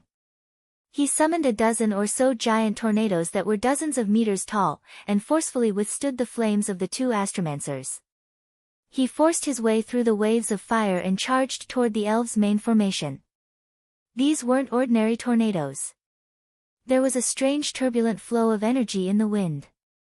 Energy turbulence, this strange power was similar to the mage's magic counter. However, magic counter could at most disrupt the stability of arcane energy and stop a mage from casting spells, but energy disturbance was completely different. The two astromancers were still able to cast powerful spells, but every time they cast a spell, they would suffer from the backlash of the turbulent energy. To their surprise, they discovered that Zhu Jin's power could penetrate most of their external defensive spells and hit the magic shields that were closest to their bodies. The two female arcane masters were taken aback. Sasha! Duque ordered softly. Windrunners OL-3 immediately flew forward to intercept Zhu Jin. Although the eagle could summon strong winds, this form was a form that was completely against spellcasters. Sasha's high affinity with the wind allowed her graceful figure to easily move through the seemingly irregular tornadoes, dealing considerable damage to the eagle-shaped ancestral metal that was flying towards her at high speed. Humph! Zhu Jin spat. He transformed from a male eagle to a dragon eagle. Don't assume that both of them were eagles. They were actually two completely different life forms. The dragon eagle Zhu Jin no longer used tornadoes. Instead, he summoned huge pillars of flames and bombarded towards Sasha. Sasha was in a sorry state. Dealing with powerful spells was not her forte. However, at this moment, Prince Kale, that's made his move. Like a god of fire descending from the sky, Kale, that's landed on the empty space between Zhu Jin and the elven army on his phoenix. His mount, A.O., merely flapped its wings and made all the flames within a radius of several hundred meters obey its command. They obediently and humbly lay on the ground. Zhu Jin's pupils suddenly contracted. From the twitching muscles at the corner of his eyes, one could tell how menacing his expression was under the mask. Let me show you my new style. Fangs and claws. Zhu Jin transformed again. This time, he was a mountain cat. Zhu Jin actually attempted to circle around Kale, and continue killing towards the elven army. Everyone knew that the mountain cat form was definitely a high-speed form. If Zhu Jin was allowed to break through the defense and kill his way into the High Elves formation, there would definitely be a lot of casualties. For a moment, Kale, didn't have any good ideas about Zhu Jin. He had wanted to create a wall of flames with extremely high temperatures, but at this moment, Duke's magic message arrived. Fire Men. Fire Men, a special type of fire magic. Simply put, it was to condense the flames into human shapes and then let the running fire men run to the enemy and self-destruct. This wasn't a mainstream type of magic because it was too inefficient. For most mages, rather than waiting for the fire men to run over, it was more practical to just throw a fireball. Either way, these two types of magic needed to be guided, or they wouldn't be able to hit the target. Any high-level mage with common sense would instinctively reject Duke's suggestion. Kale, did as he was told. It was purely because he blindly worshipped and followed Duke. When dozens of fire men appeared behind Kale, a miracle happened. It seemed that the cat's unique dirty hands were acting up, or it seemed that after activating a certain skill, even Zhu Jin couldn't control his movements. The cat that Zhu Jin had transformed into, Mountain Cat, actually scratched those fire men. Bang, bang, bang.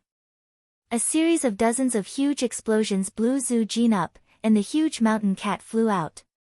What's going on? No one could understand. Anyway, Prince Kale, had the upper hand, and everyone just cheered. Huge waves of cheers came one after another. Zhu Jin finally turned into a giant bear, attempting to resist the prince's flames and charge towards the elven army. This was obviously futile. The prince was never afraid of a head-on confrontation. He was afraid that you would slip away and disappear. 12 huge fireballs surrounded Kale, at the 12 o'clock position. With a light turn of his arm, 12 consecutive fireballs blasted towards Zhu Jin. Boom, boom, boom, Zhu Jin resisted with all his might. Unfortunately, he didn't last long under the crazy bombardment of the next Elven King. 30 seconds later, the outcome of this massive battle was decided. Zhu Jin let out a wail as he was blasted away by Kale, like a high-flying ball. His huge bear-shaped body dissolved in midair, and finally turned into a human form as he fell. The impact of his fall was so great that he even smashed an arcane guard in an instant. However, the spikes in front of the arcane guard didn't make him feel any better, causing Zhu Jin to turn into a bloody man at the same time as he destroyed it. Dozens of elven soldiers went up and quickly tied up Zhu Jin.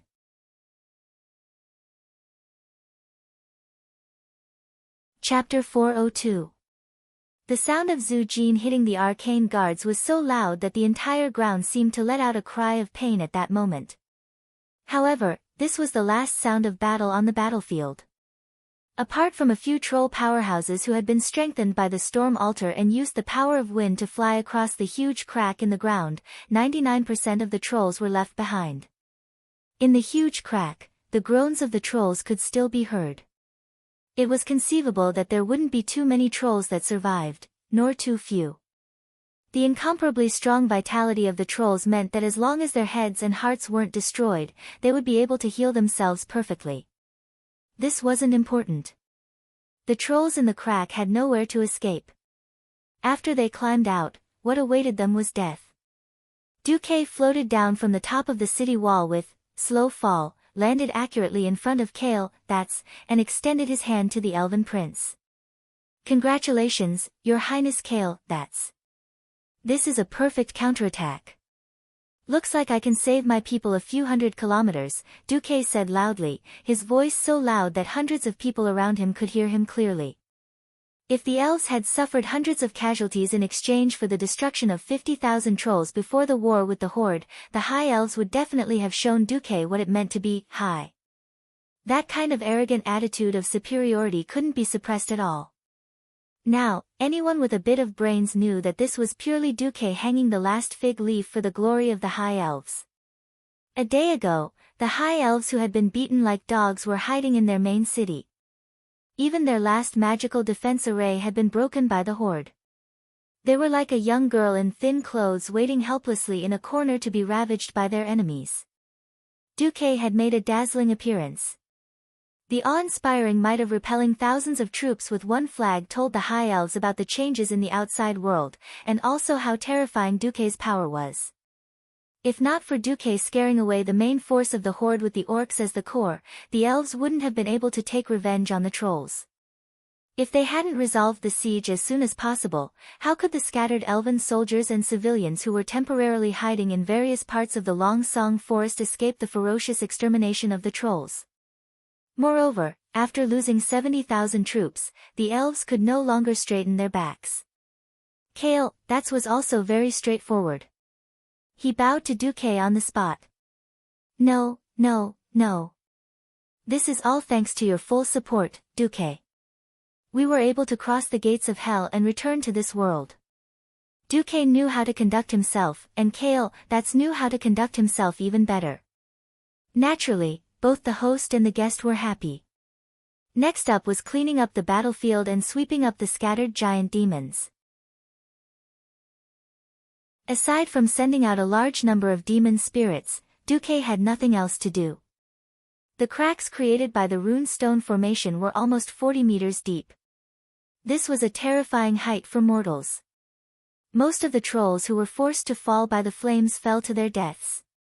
There were still quite a few giant demons who managed to avoid death by falling onto their companions. Of course, the elves would not let them go. Under Duque's instigation, they poured things like kerosene into the fire and burned those who were still alive. The healing power of the giant demons was useless in front of the flames. In fact, Duque really wanted the elves to attack from both sides and destroy Orgrim's elite troops in Kuel Salis. Unfortunately, while the elves complained about the heavy losses and the lack of troops to maintain order in the country, most of them were scared out of their wits. Didn't they see the Wildhammer dwarves coming out in full force? The elves refused to move. Duque still had to move. Even if it was not the right time to fight Orgrim, he could at least not let him act recklessly. Duque called for Kudrin Wildhammer and his Griffin Knights to chase in the direction of the Horde's retreat. Wait! I'm going too. Aurelia whistled. Under the stunned gazes of Duque and the dwarves, a group of rangers mounted the Griffin's back. Damn it! What if a battle breaks out? Kudrin protested loudly. Then I'll trouble you to drop us near the top of the tree. A Windwalker ranger who didn't fall to his death in the forest. Servanas shouted loudly. Aurelia hugged Duque's waist from behind. Thank you for solving the giant demon crisis, but I don't know why, but I'm a little worried about what Orgrim will do. This was exactly what Duque was worried about. Running away like a dog with its tail between its legs was not the style of the beast men. The Griffin's speed was very fast. Flying at full speed at 70 to 80 kilometers per hour was not a problem. Of course, considering the Griffin's endurance and food supply, flying at 60 kilometers per hour was the most ideal. If the Griffin really flew at full speed, he would need to at least get a whole cow to replenish it. Where would he find 1,000 cows in Kuel Salis? That evening, when he saw the light in the distance reaching the horizon, Duque's worst prediction appeared, a fire in the Long Song Forest. It was the middle of summer, the time when forest fires were most likely to happen. From afar, dozens of flames could be seen rising from the southern part of the Long Song forest. Obviously, this was not a natural fire at all. Orgrim, you bastard! Aurelia's pretty face was filled with anger and sorrow, and within a few breaths, her tears were all over her face. Not only her, but all the elves in Duque's vision also showed expressions of grief and despair. Duque was silent. As a transmigrator from a metropolis, he might never learn the ranger's love for nature. He also could not understand the grief they felt after the forest was burned, as if they had lost their loved ones. It was obvious that the horde had left after the fight with the giant demons last night. But after Orgrim had the horde march slightly out of the Long Song forest, he aimed at the direction of the wind and set fire. The more densely packed areas were obviously the work of the wolf riders, and it could be seen that the fires were more concentrated. If he wasn't wrong, it would be the work of Zuluhid's red dragon. The rolling flames swept across the front of the forest like a huge wave. The intense heat evaporated every trace of moisture in the air, and the forest swayed like a mirage under the light of the setting sun. There were many black spots swaying back and forth in the sky, spitting out long beams of light. There was no need to guess, those were the wyverns. Although the lush Long Song forest did not lack rain in the summer, and the trees had just been soaked by the rain, they were instantly burned to ashes by the blazing hot dragon breath. The thick black smoke, coupled with the darkness of the night, began to block the sun. The flames showed no signs of stopping, and followed the hot summer wind to engulf the trees further away. Although it was not enough to destroy them instantly, it was enough to set them ablaze. The fire spread endlessly in all directions, engulfing one tree after another. It was like a plague that was spreading at high speed.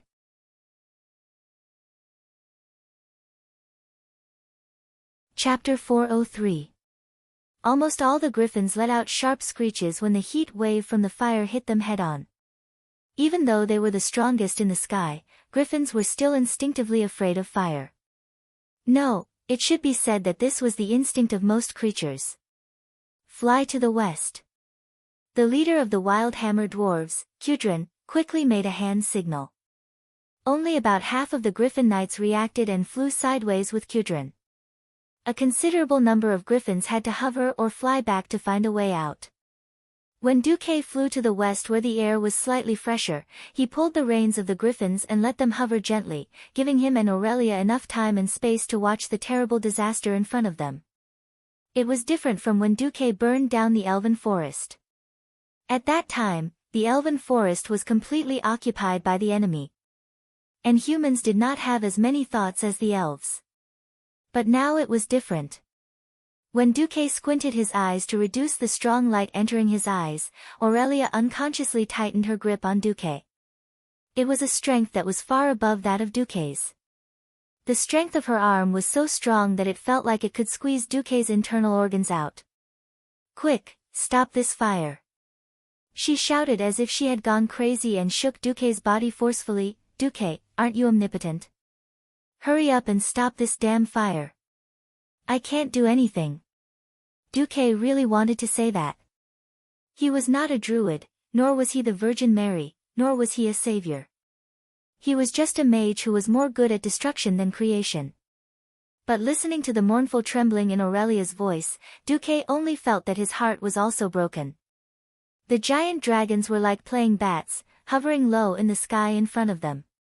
Wherever they passed, there was a raging fire spreading. Perhaps these red dragons were unwilling to listen to the orcs' control at first, but as time passed, it was clear that some of the red dragons also accepted this identity. Under the orcs' guidance, they released the tyranny in their hearts. In his field of vision, half of Kuel Salis was burning. The flames and smoke were like a cage of destruction, tightly enveloping the home of the High Elves. Like the god of death, the flames spread from the foot of the mountain to the foot of the other mountain. It turned the places it touched into the fiercest red flames, and behind it, a remnant of darkness that was left after the flames had been completely burned. Duque was sure that even Silvery Moon City could see the fire. This was revenge. This was Orgrim's revenge. Just like how he burned the elven forest and left the horde behind. Now, Orgrim was using the same method to pay back what Duke had done to the Horde. Duke's perfect strategy was now filled with pain and regret. At this moment, it was Aurelia who was begging him. Duke, I'm sorry. I don't want to force you, but I'm just a ranger. I can't deal with this fire. Aurelia leaned her head on Duque's shoulder, and Duque saw tears flowing down her cheeks from the corner of his eye. But I have to stop it. Because the forest of Cuel Salis is my home. Duque could not refuse. I'll try my best. After saying this, Duque blew a small horn, the signal he had agreed with Kudrin. Kudrin raised his warhammer high and roared, "Little ones. Put down our guests. We'll take care of those big lizards. Tell them who's the master of the sky." Oh, the griffin riders had their griffins slow down and fly low. Then, like dumplings being dropped into a pot, they had the agile rangers jump onto the treetops of the various trees. Finally, they formed into a formation and began to charge forward. Even though they knew that this would be accompanied by sacrifices, Duque directly jumped down, because he saw a river a few hundred meters away from the front of the fire. The river was about 5 meters wide, and the water was quite turbulent. The system genie appeared. "Host, I have to warn you that what you're doing is meaningless. The chance of you completely extinguishing this fire is 0.00001%. There are some things that don't have to be done for sure." Duke replied in a deep voice, "Sometimes, people will do things that have no real meaning, just to make themselves feel better." "I'm sorry, host, I don't understand what you're saying." Duque did not continue to answer. He directly cast a spell. After a short acceleration, the 3 magic circuits in his body operated to the extreme. Sky mages could absorb elemental energy from the entire sky to strengthen their own magic. Morning stars could use this as a foundation to produce magic on a small scale. Because of the high temperature, the river had already begun to boil. The temperature of the fire was too high, and simply pouring water on it would instantly evaporate. What Duque did was not simply use water to extinguish the fire. Instead, he first extracted the fire elemental energy from the entire area. Absorb, absorb, and absorb again. Compress, compress, and compress again. Then, a huge fireball that had never been seen before emerged from Duque's palm like a mushroom cloud. The huge fireball was launched into the sky, and after rising more than 200 meters, it began to quickly dissipate because there was nothing left to burn. After extracting the fire elemental energy, the temperature of the air within a radius of several hundred meters in front of Duque plummeted, and some areas even had frost covering the ground, which was out of season. Duque. Good job. On the griffin, Aurelia unskillfully controlled Duque's griffin. But very soon, whether it was her sisters, or even the rangers she brought, they all began to fall silent. Duque was very powerful. By running at high speed and extracting the power of the fire elemental energy in a large area, and then replacing it with water elemental energy, he successfully contained a large area of forest from fire. However, his power alone was still too insignificant. So what if he prevented a 2 or 3 kilometer area from being burned?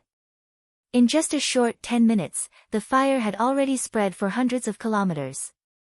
If it wasn't for the Wildhammer dwarves griffin riders in the distance, the area of the fire would have been even larger and more terrifying. In the distance, the winner of the massive battle that erupted in mid-air was quickly determined.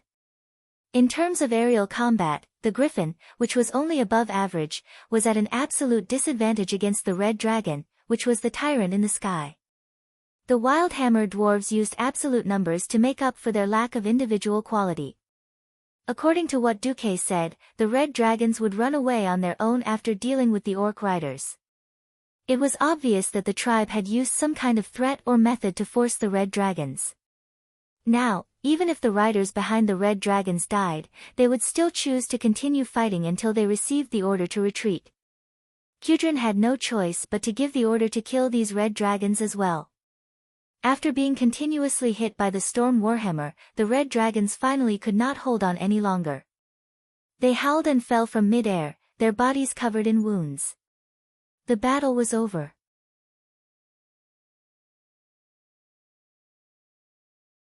Chapter 404. In fact, Orgrim, who was unwilling to accept defeat, did something else. He sent Zuluhid's dragon knights to attack the Sunwell. Unfortunately, they returned without success. The Battle of Quel'Thalas was over, hastily. The invading trolls were completely annihilated.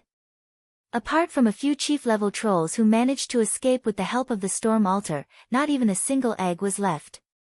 Even the troll chieftain, Zujin, was captured. Quel'Thalas was even worse off. A preliminary count of 80,000 soldiers and 200,000 civilians died. A third of the precious Longsong forest was burned down, and this was with the help of the heavens. Otherwise, it was unknown what would have happened.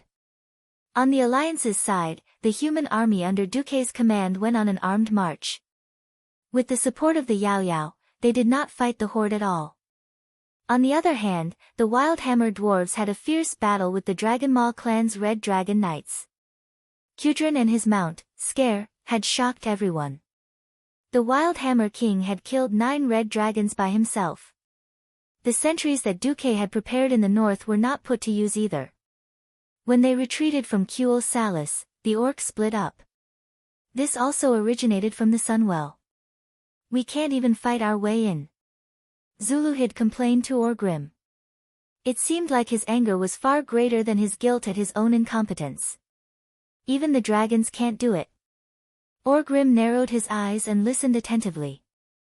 Zuluhid emphasized loudly, shaking his head forcefully. I had my dragons spit out the last drop of saliva in their mouths to create dragon breath. Their flames have already enveloped the entire city. But so what? We are like fools roasting a rock. No matter how fierce the fire outside is, it will never reach the inside. I tried to let them charge in, but their claws were blocked by an invisible barrier. That's the Sunwell. Dan interrupted Zuluhid. It is the source of magic for the elves. It provides them with endless energy. Fortunately, you did not really charge in. Otherwise, the elves with the Sunwell could cast almost limitless spells and smash 1,000 fireballs into your face. Zuluhid was speechless. Orgrim, on the other hand, was deep in thought. Looks like I was right not to attack Silvery Moon. Even if the horde gathered 100,000 people, it wouldn't be enough to take down Silvermoon City. They would have to deal with the Alliance first before they could take down the stronghold. However, putting aside the elves for now did not mean that they would not have to deal with them in the future. The elves' large-scale magic formations gave Orgrim, who only knew how to fight in melee combat, a headache. Especially after knowing that there was a Sunwell further north of Silvermoon City. To conquer this world, be it the elves' Silvermoon City or the Well of the Sun, there would always be a hurdle that could not be avoided. Is there a way to destroy it or exhaust its energy? Or can we control it instead? Or use the Storm Altar to destroy their defenses? Orgrim asked Dan 3 questions in a row.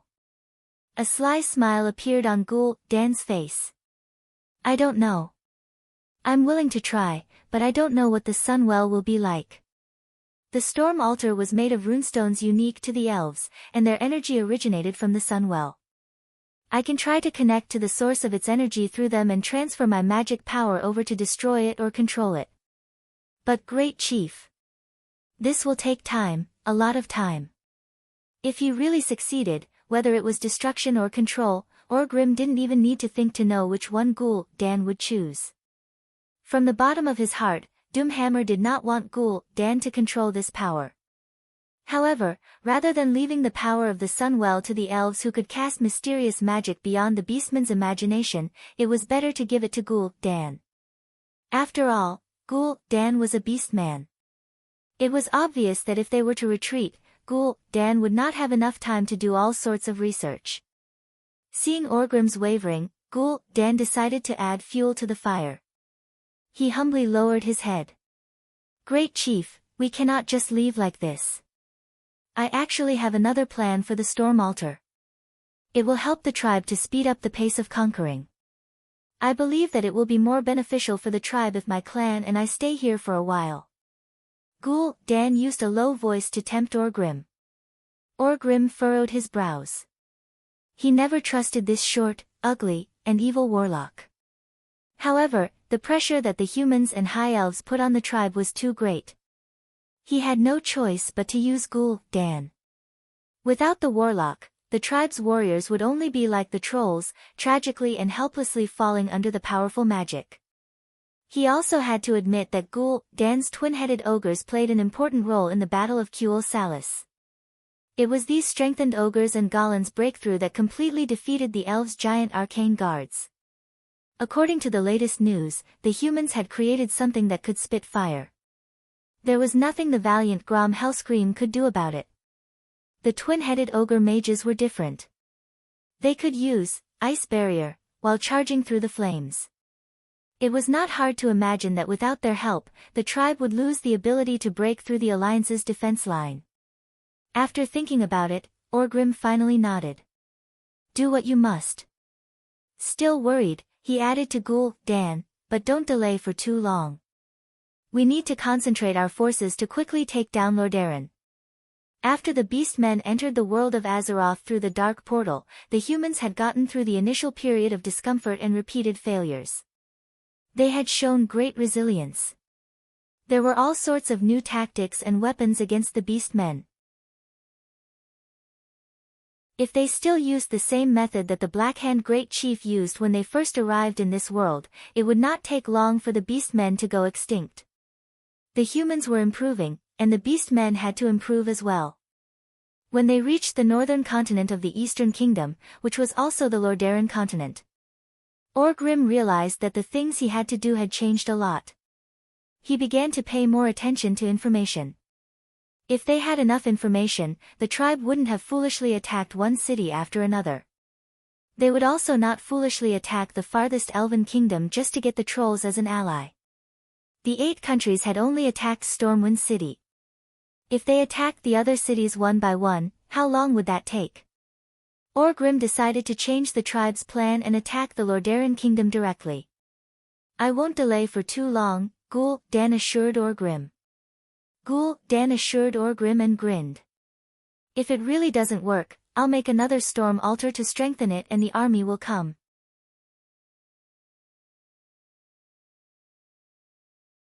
Chapter 405.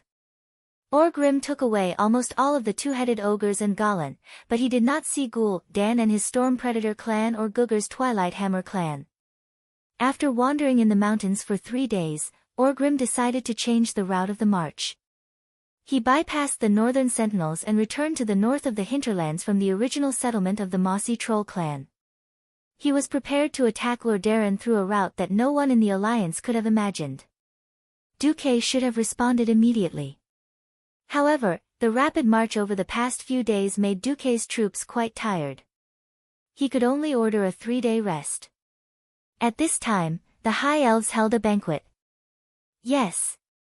A celebration banquet to celebrate the victory against the invaders. When he first heard the news, Duque felt like he was in shock. Celebration? What celebration?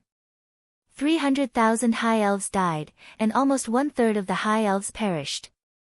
They only killed 50,000 trolls, and they still had the cheek to call themselves the victors of the war. Sorry. It is precisely because our losses were too heavy that Father and all the counselors agreed to hold a grand banquet to celebrate the victory and raise the morale of the people. Kale, that said to Duque with an apologetic expression, almost begging, also, this will be the signing ceremony for Kuel Salis to officially join the Lordaeron alliance. Since it was an official joining, Duque, as the highest representative of the alliance, naturally had to attend. That feeling was like asking you to eat a fly. Do you want it fresh? Or do you want it original? They had already been beaten like a dog, yet they still wanted to pretend to be peaceful and show off their power. Wanting to save face and suffering was the best way to describe Quell, Dorii, High Elves, but the ones who suffered were the civilians. Beside him, Elucia quietly tugged at the corner of Duque's clothes. Duque finally swallowed his anger and nodded in agreement. After waiting for Kale, that's to leave, Alicia sighed and said, "Sorry, Duque, I know you are not used to it yet. To be honest, I grew up in a high noble family, and I am still not used to it. The decrease in the number of subjects and the burning of the territory will only mean a decrease in income. As long as the country is not destroyed, everything can be restarted. This is the way of thinking of the nobles. I understand." Duque didn't hide his disgust for the Elven Council and the nobles. Sometimes, Duque even felt that the first, second, or third war at the Dark Portal might be a good thing. Without so many foreign enemies to clean up these terrible people, Azeroth would still be a rotten and hopeless world. Duque felt very conflicted. At night, it was not yet time for the celebration banquet. Carriages pulled by beautifully decorated chocobos had filled every space in the square of the Sun Chaser royal court. Before seeing so many noble carriages, Duque would never have imagined that Quel Salis had so many nobles. Each of the chocobos had been groomed until their feathers shone brightly, like proud phoenixes, raising their heads high and exuding a cold aura. One by one, elves dressed like the nobles of Stormwind stood in front of the carriages. Their clothes were luxurious and elegant, studded with gold and silver ornaments with magical effects, giving them the most elegant presence. If Alicia hadn't whispered it, Duque wouldn't have known that these guys were just freaking coachmen. Coachman Earl Sai. Nobles of Stormwind. Do you want me to buy a box of tofu and let you drown yourselves? This extreme luxury caused Duque to be dumbstruck. The Sunstrider royal court, which was decorated in the palace style of the Sunstrider royal family, was ablaze with lights. The bright magic lights made the palace, which was filled with round towers and was mainly colored in white, red, and gold, look splendid. Crossing a huge red carpet that was more than 20 meters wide, Duque let Alicia, who was attending as a female companion, hold his hand as they slowly walked up the steps. Stepping on the neat white jade stone tiles, Duque couldn't help but look up at the exquisite female elven statues on both sides of the stairs. These statues were either literary or martial, and with lifelike carving lines and passionate movements, they eulogized the greatness of the Sun Chaser royal court. They arrived at the entrance of the hall. Kale, had changed into a very festive robe and was greeting every guest. To Duque's surprise, Aurelia was also wearing a very family-style emerald green court dress, accompanying Kale, to greet the guests. Seeing Duque come over, Aurelia raised her skirt and gave a ladylike bow. Her elegant temperament and dignified demeanor made it impossible for Duque to associate her with the wild elven ranger. Aurelia put on a sweet smile and said in her pleasant voice, "Thank you for coming, Duque. If you had been absent, all of Quel Salis would have been shamed." Duque, however, was sensitive to something. He looked at Aurelia's plump lips and bright appearance with lipstick, and unexpectedly found a trace of haze hidden in Aurelia's bright eyes. "Aurelia, what happened?" Duque said as he prepared to kiss her hand. Unexpectedly, Aurelia hugged him passionately, and her low voice sounded in his ear, "It's nothing. It's just like you said, big people always have a helpless need to put on a show. It's just that it's my turn today." A show. Duque understood a little. If the trolls hadn't attacked, or if they had come but returned without any success, then Aurelia would have been the shame of the elves, and would have been held accountable and investigated. But the truth was that the trolls had come and turned Quel Salis upside down. In order to whitewash peace and to restore the morale of the people, the elves needed a hero to divert the public's attention. Kale, lost and won, and at most, his merits offset his demerits. But Aurelia was different. She had a close relationship with the Alliance, and secondly, facts had proven that she was right. Helping Aurelia become a hero would allow her to answer to the people and the Alliance at the same time. As for what she wanted to do later, she just had to keep a low profile. First, he had to deal with the current situation. Duque sighed deeply. Because there were many guests, Duque went in after a brief exchange with Aurelia. In the huge hall with a diameter of more than 1,000 meters, countless tables were set up. All kinds of sumptuous food and flowers filled the entire venue. When Duque entered, a large number of nobles had already arrived. They were holding goblets of wine and shuttling back and forth, not letting go of any opportunity to socialize. The atmosphere was so warm that it was hard to imagine that this was a tragic country that had just experienced the flames of war and had lost 1/3 of its citizens. The banquet began enthusiastically, but Duque noticed that Aurelia, one of the protagonists of the banquet, was clearly smiling but seemed to be crying.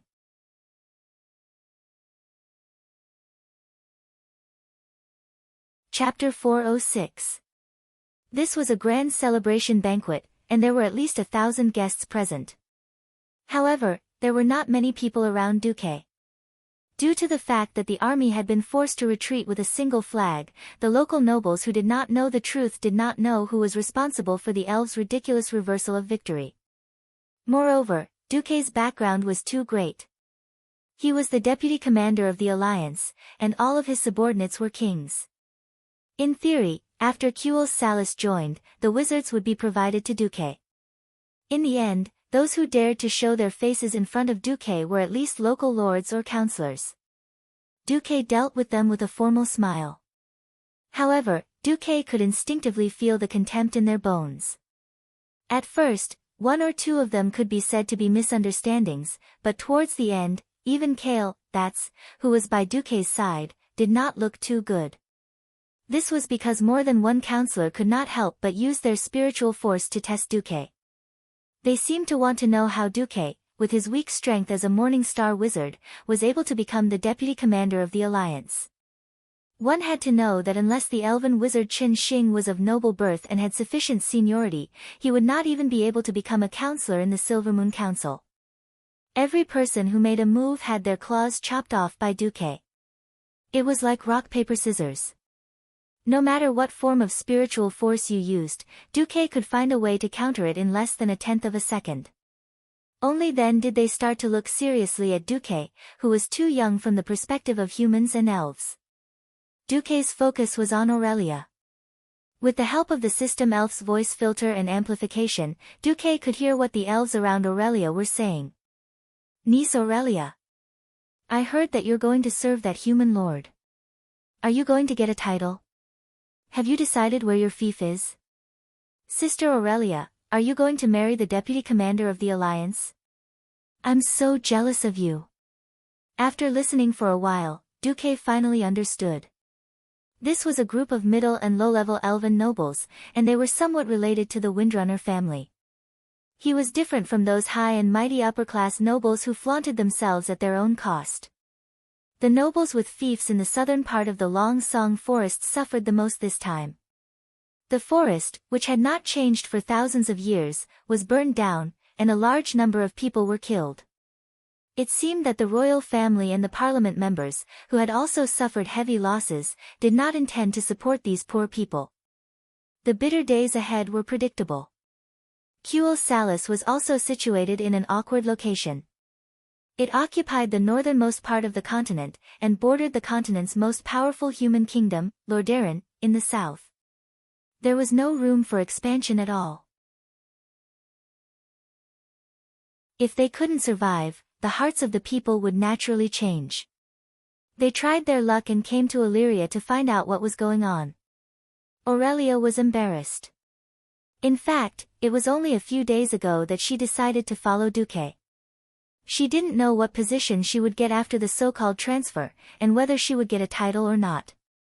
Of course, she knew that Duque would not give them the cold shoulder. It was just that she was too busy these days, and that thing happened. Seeing Aurelia stunned, the expressions of these relatives were different. Some were curious, some were expectant, some were smirking, some were perfunctory, some were meaningful. Most of them were pessimistic. In the human world, there had never been a precedent of giving a title to a foreign race. They should be tricked into selling their lives for the humans, right? At this time, Duque came over. When he was still a dozen steps away, Duque said with a smile, "Oh, my countess, you are here." Countess? This distinguished title belonged to Aurelia. No matter what country, a person who could get to the rank of countess could never be called a small noble. At this time, a female elf asked half-jokingly, "Honorable Grand Duke Marcus, Aurelia is our Windrunner family's most beautiful and powerful ranger general, you can't look down on her. Don't tell us that Aurelia can't even get a piece of land. How is that possible? Aurelia is the most important person to me." Duque did not hesitate. In front of these long-eared elves, he took out a certificate of land. On it was an autograph of King Lang and the royal family's fire seal.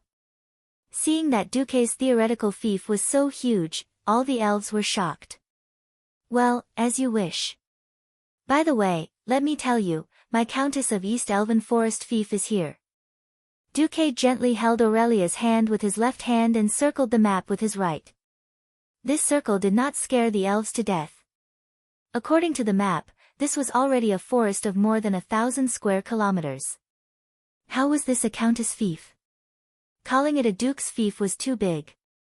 Aurelia actually became a real duke of a human kingdom? This news was like a stone that caused 1,000 ripples. If they did not know that the old territories of Stormwind were still in a state of collapse, the elves would probably be in an uproar. However, this was also hope. Duque came quietly and left quietly, leaving behind a group of even more eager Windrunner relatives. Late at night, after the banquet ended, Duque returned to the state guesthouse, only to find Gavinrad stammering and scampering away near the door of the room.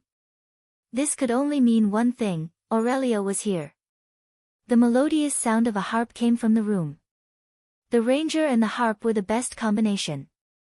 God had blessed them with the most flexible fingers, and the superb fingering required to pluck the strings was as easy as eating and drinking. However, it was different from any song that Duque had heard before. The sound of the harp in the night was indeed melodious and delicate, but it seemed to be narrating an endless sad story. "Aurelia, what happened?" Putting down the harp, Aurelia walked lightly to Duque and hugged Duque. Duque could clearly feel the rapidly expanding wetness on his shoulder. "My parents died in battle." It was a light sentence, but it was like a bolt from the blue to Duque. According to Duque's memories of Aurelia's history, the one who should have died in battle was her youngest brother, Riras. Now that Lilith was fine, Duque had confirmed it repeatedly before the banquet. Who knew that it was her parents who had sacrificed themselves? "Didn't I repeatedly tell you to evacuate your relatives?" Duque's body trembled along with Aurelia's. "Yes, they actually arrived at Silvermoon City a long time ago, but they went back without us knowing." "As a ranger lord." Aurelia choked. "I know that this is their responsibility and their honor, but I can't control myself. Tonight, I feel so uncomfortable that I'm going crazy, but I have no choice but to pretend to be the most dignified and noble. I have to put on a smile to face all the guests and deal with the distant relatives who can't live on anymore."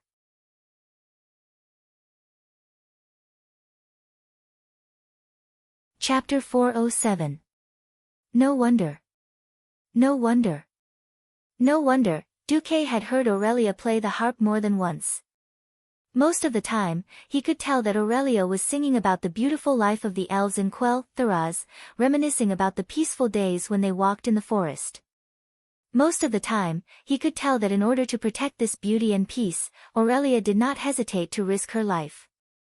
But now, the beautiful forest and her hometown were burned to the ground, and her parents died in battle. Duque had never experienced the sudden death of a loved one, and he could not understand how it felt to have a loved one who had accompanied him for thousands of years suddenly die. At this moment, Duque fell into a state of remorse and self-blame. He had never seen Aurelia's parents, and he did not imagine what kind of situation it would be after seeing them. But the Aurelia in front of him, drowned in tears and sorrow, really existed.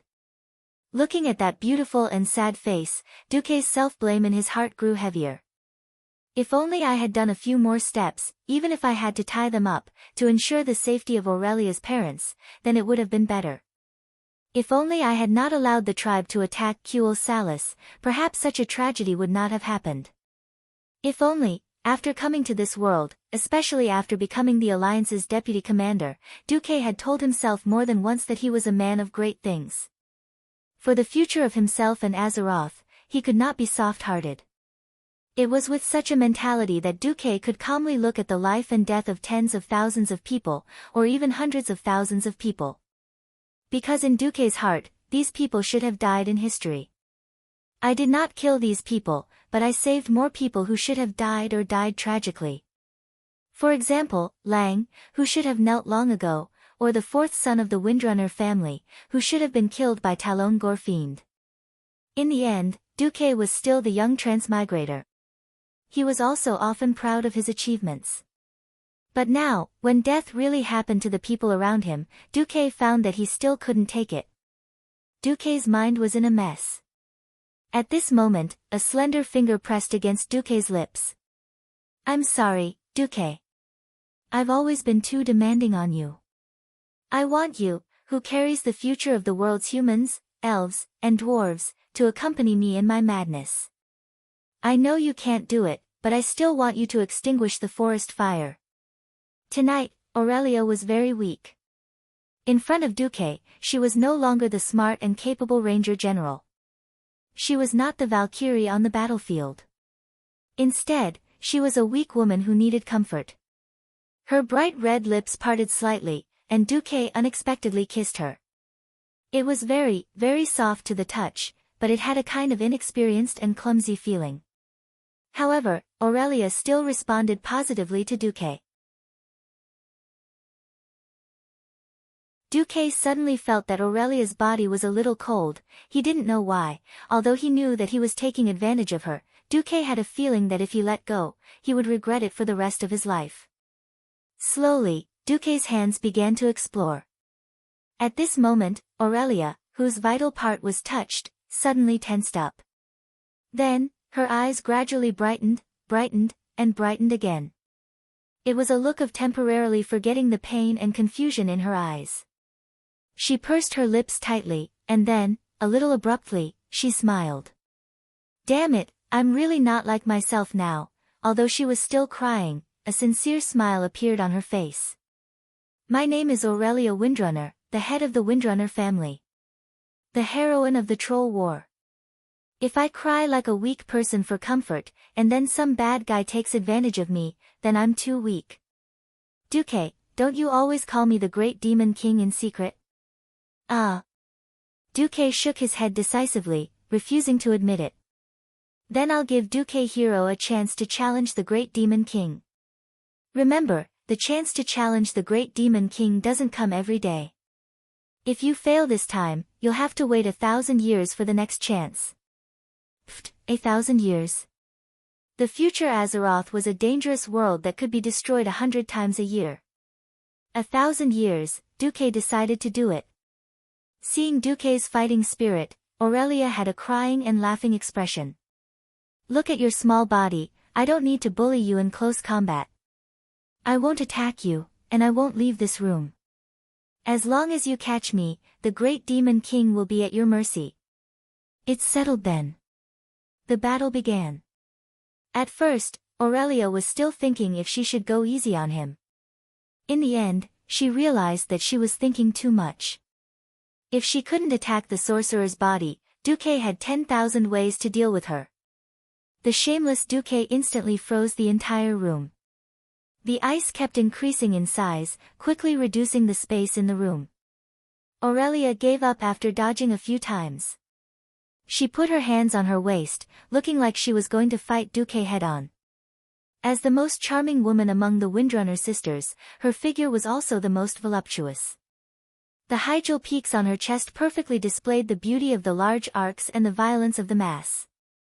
However, when it reached the waist, it softly narrowed, and further down, it outlined another perfect arc. Aurelia crooked her finger at Duque. Suddenly, a system notification appeared. "Aurelia Windrunner used taunt on you. Do you want to activate the boss battle mode?" Duque randomly clicked a yes. The host has transformed and temporarily switched to a warrior. You used charge on Aurelia. You received 10 rage points. Aurelia is trying to use her strength to suppress you. You used armor break on Aurelia. Even though Duque had only played as a warrior for a few days before he transmigrated, he knew that a warrior could quickly establish aggro on a boss and make the boss only attack them. You used armor break on Aurelia. You destroyed her outer armor. You used armor break on Aurelia. You destroyed her chest armor. You used armor break on Aurelia. You destroyed her crotch armor. After 3 armor break, the warrior Duque realized that he couldn't use armor break anymore because there was no place to use armor break. At this time, Duque's attacks didn't seem to be going smoothly. Aurelia smiled lightly. Your attack was parried by Aurelia. She used counter storm on you. Your armor value has already fallen to a dog. At this time, Duque shouted in his heart, Hey, System Elf, is there any way to increase my strength? I want to crush this woman. Host, you can try to use the magic circuit to control your body, but this will. Duque didn't hesitate for even half a second and did as he was told. Suddenly, Duque realized that his strength was completely above Aurelia's. Faced with Duque who suddenly took the wrong medicine, Aurelia's expression changed greatly and she hurriedly tried to retreat. The boss Aurelia is trying to escape. Do you want to give chase? The System Elf asked considerately. Nonsense. Of course I want to give chase. However, I really haven't seen such a stupid boss. She actually exposed her back. The next moment, Duque temporarily changed his profession to thief. He directly locked Aurelia's waist and used the thief's godly skill, backstab, on Aurelia. The system notification came again. Congratulations, you have obtained the first blood of the great demon king Aurelia. Ah! Duque, you be *starred. Aurelia scolded. Duque used his temporarily obtained strength to completely suppress Aurelia. He directly used 998 consecutive backstab on Aurelia.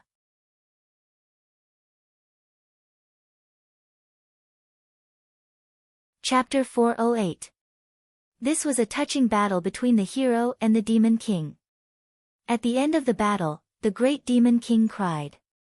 She told all her grievances, sadness, and unhappiness to the brave man who had conquered her. Then, there was the inexplicable battle between the hero and the Demon King. Until she was exhausted, the sun shone into the room. The ice around the room was like a prism, reflecting the light of dawn. As if waking up from a hangover, Aurelia pushed away the thing that was pressing down on her and making it hard for her to breathe. She looked into the distance. The room was sealed in ice. Surprisingly, there was not much cold air leaking out of the ice, indicating that the owner still had good control over the ice. Not only that, Aurelia also sensed that there were several air vents at the top of the room to prevent the person inside from suffocating to death. Looking outside through the thin ice wall, all the scenery was hazy and beautiful. Aurelia felt like she was dreaming. She forgot all her sorrow and unhappiness and was immersed in the beautiful dream of a human named Duque. Huh? Duque. Aurelia dug her fingers into her long blonde hair. Only now did she suddenly realize what had happened last night. She finally found the thing that she had pushed away and thrown to the side of the bed. Damn! Duque, what happened to you? Aurelia screamed. Duque's whole body was stiff, like a corpse that had been dead for a long time.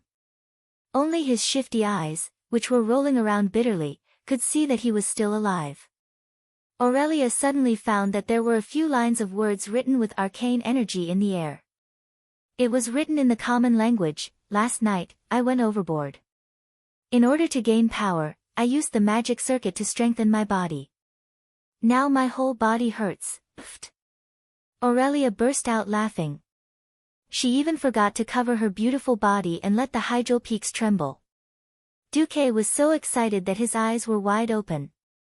Unfortunately, he could only stare. Aurelia quickly wrapped herself in the blanket and carried Duque to the bed. Then, she lay on her side and slept next to Duque. She gently drew circles on Duque's chest with her index finger. Of course, it was not a curse, but something to do. I'm sorry, Duque. I've completely lost my rationality these days. I used my personal relationship to force you to do all kinds of irrational things. During this period, I only remember that you are the only person who can help quell the loss, but I forgot that you are also the deputy commander of the Alliance and the Grand Duke of Stormwind City. You also shoulder the future of humanity and the future of the Stormwind Kingdom. Duque typed with arcane energy. It's okay. Helping the Elven allies is still the general direction of the Alliance, so my subordinates, my friends, and the other kings still support me. Aurelia lowered her head. This is different. If I'm wrong, I'm wrong. If I go too far, I go too far. I will deeply reflect on myself. However, I have become very, very hateful of the Horde. I think I will eagerly participate in the war between the Alliance and the Horde until I kill all the Horde and kick those hateful green-skinned people back to their planet. On this point, we are in agreement. Only a Horde whose bones are burned clean after death is a good Horde. Duque continued typing. Then, the air rippled with silence. That's right, we. Duke typed an ellipsis in the air, as if he hadn't had enough. Aurelia let out a pleasant laugh like a proud phoenix. Tisk, little guy. You only overthrew the Great Demon King once, and you want to claim that you conquered the Great Demon King? You want to marry me? You want the Great Demon King to be your woman? Kid, you are still too young. Ah. I'm a windrunner. I'm the symbol of the wind. Have you ever seen the wind stay in a certain harbor? You want to have me in the future? Sure. Wait until I'm in a good mood, otherwise, humph. Aurelia let out a triumphant laugh. Duque realized that he was still taking things for granted. What happened to the saying that if you marry a chicken, follow the chicken, and if you marry a dog, follow the dog? But on second thought, this was Aurelia Windrunner, the heroine who was qualified to have a statue in Stormwind City's King's Valley in history. If she was like those weak young ladies, she wouldn't be Aurelia, but some unknown and tragic noble daughter. Duque felt relieved. But he suddenly found that Aurelia had pulled down the blanket, once again showing her infinite beauty, and a naughty smile. You little brat, you cheated and used magic to bully the Great Demon King last night, didn't you? Now, the Great Demon King you speak of is going to counterattack. With that, Duque immediately felt a terrifying pressure, as if a mountain was pressing down on him. It was as long as 3 seconds. Aurelia was actually also an idiot. Duque had gone overboard, but so had she. It was as if she wanted the pain in her body to surpass the pain in her heart. She fought with all her might last night, but now she was in excruciating pain. She just wanted to bully Duque, but the moment she touched him, she rolled on the bed in pain. In the end, the two of them stared at each other until the sun was high up in the sky before they recovered. They tidied up their clothes in embarrassment, like prisoners going to the execution ground, facing the gazes outside. The only good thing was that there weren't many people outside, just 2. One was the little handmaiden Vanessa, who was expressionless on the surface and looked at Duque as if she was looking at a villain, with disdain in her eyes. The other was Alucia, who was elegantly sipping the best black tea while waiting for Duque. Seeing Duque and Aurelia come out together, and glancing at their expressions, Alucia seemed to have an indescribable feeling. The eldest daughter of the Berev family adjusted her mentality well. She was still the dignified and generous Alucia, Duque's female disciple and spokesperson at this moment. Alucia first bowed to Aurelia with the etiquette of a hostess, and then briefly explained what happened in the morning. Prince Kale, that's came to see you this morning, master. I politely declined him on the grounds that you were using magic to communicate with the kings overnight for a war conference. In addition, there were 7 counselors who left visiting invitations and gifts, which I have temporarily put away for you. Finally, General Windsor wishes to receive your next instructions. Duque pondered for a moment. It is also time for us to leave Kuel Salis. Duque finished and looked at Aurelia. To be honest, Duque had enough of the High Elves' arrogance and various kinds of idiocy. If it was not for the three Windrunner sisters who shone in history, Duque would never have tolerated the High Elves' arrogance. The eldest sister, Aurelia, was one of the 5 heroes of the expeditionary army. The second sister, Sylvanas, ruled over the Forgotten in history, and later became the chief of the tribe. The third sister, Windsor, was the leader of the most hardcore hawks in the Alliance, the Silver Covenant, and was the vanguard against all kinds of foreign enemies and tribes. The 3 of them were the top talents, 1 in a million. If it was not for them, would Duque have come to suffer like this? However, it was time to leave now, and he had confirmed that most of these elves were fellows who deserved to die. Duque no longer had any reluctance to leave. Facing Duque's gaze, Aurelia took out a blue badge and wore it on the left shoulder of her ranger cloak. Aurelia said proudly, "I am Windrunner, the Ranger General under Grand Duke Marcus of Stormwind, Aurelia Windrunner."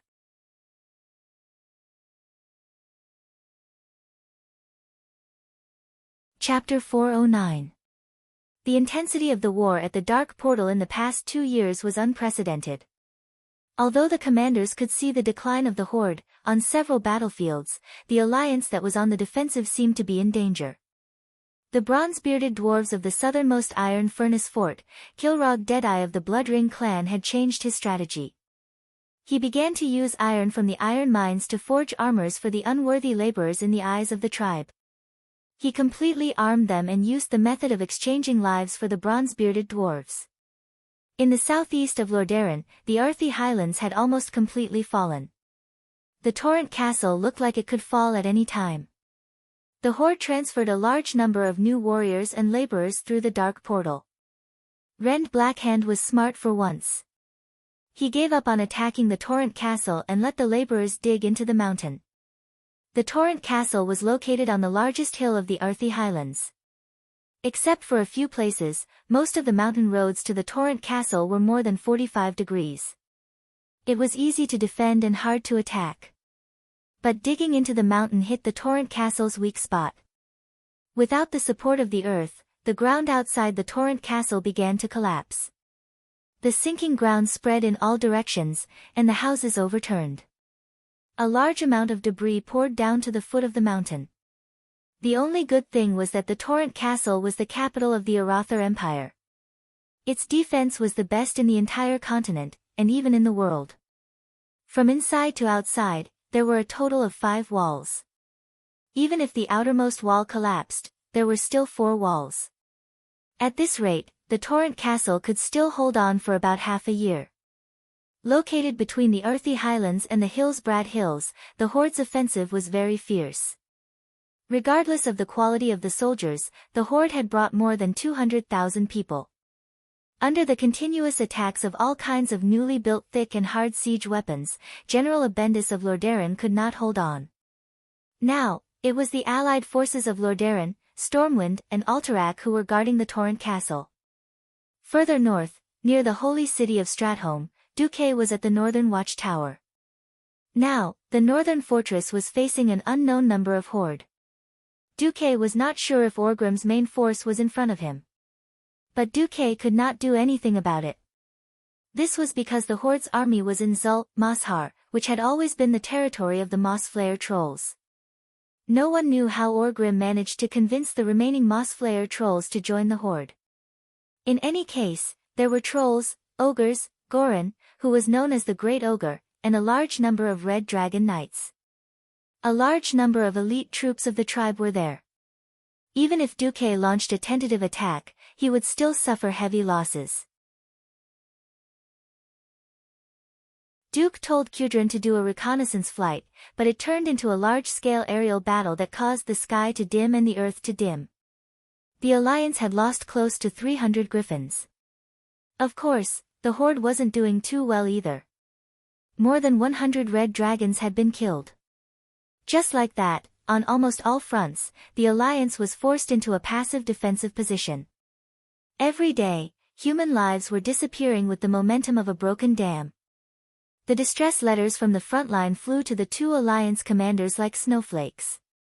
In fact, the war between the Alliance and the Horde was like 2 ferocious beasts tearing each other apart, constantly inflicting wounds on each other.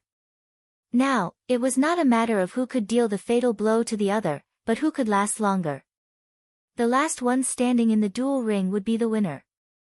Be it Anduin or Duque, they were both in a terrible state, but they had to appease the kings. Duque did not conjure up the magic lanterns of thousands of troops. In response to King Salas of Stormguard's request for help, Duque made Dai Linjun pay a little bit of money. Through the secret passage near the coast, he sent dozens of 7-pounder cannons that were originally used on warships to Stormguard. These 7-pounder cannons greatly increased the defense of Stormguard. At least against Gorin, they were not that weak. As for King Eden of Alterac, Duque looked down on him. Damn it, the horde has not even reached your borders yet. What do you mean by sending 10 distress letters every day? In fact, Duque also understood that when King Turinas forced a few lords to bring their weak private soldiers to join Duque, Duque had already completed the defense of the Eastern Plague lands, in the future. And the further west they went into the densely populated areas, the stronger the defense of the Kingdom of Rotterdam.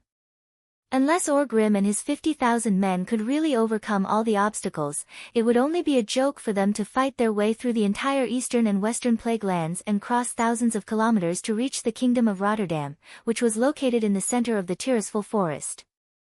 Of course, Orgrim could also count on Grom to suddenly use the trapped horde to break through the main force of the Kingdom of Rotterdam along the northern line of defense of the Silverpine Forest. On the March map, no one could imagine how the horde would reach the Kingdom of Rotterdam. But, there was actually a third way. That was to return to the hinterlands, go west through the Poison Fog Canyon and Icewind Mound, cross the Alterac Mountains, and reach the Kingdom of Rotterdam. Looking at this route, Duque was in a daze for a long time. In the end, he called Elugia over and handed her a letter that he had already written. Bring this letter to your father in Cair Darrow. Gavin Rad will accompany you.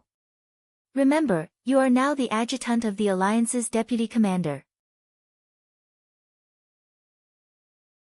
If you are detained, if necessary, I will personally lead the army to get you back. Elugia was completely dumbfounded. What did Duke mean by this? Duke pulled Elugia over and whispered a few words into her ear. For the first time in her life, the eldest daughter of the Berev family, who had always looked calm and collected in the face of danger, fell into the deepest fear. Don't worry. Since I have foreseen it, this is just an insurance. Insurance. Elugia's lips were still pale. Yes. Don't worry. If it really happens, I have a way to turn the situation around. July 13th, Year 2 of the Dark Portal. Near Icewind Mound, the horde's great chief Orgrim led his guards down a small mountain path towards a small valley below. It was late at night, a time when most people were already asleep. Orgrim also hated the lack of sleep. It made him seem irritable and not clear-headed. Unfortunately, there was an urgent matter waiting for him. Two tall and slender silhouettes appeared in front of Orgrim, causing his guards to jump in fright. He immediately realized that they were the troll scouts he had sent out. When it came to scouting, the agile trolls were obviously better than the clumsy and crude orcs. Therefore, when Orgrim found out that there was another group of trolls in Masa Zul who were unwilling to follow Zujin, and that they could be recruited with some food, Orgrim did not hesitate to recruit more than 1,000 Mossflayer trolls. Great Chief, we found the target, the troll scout said.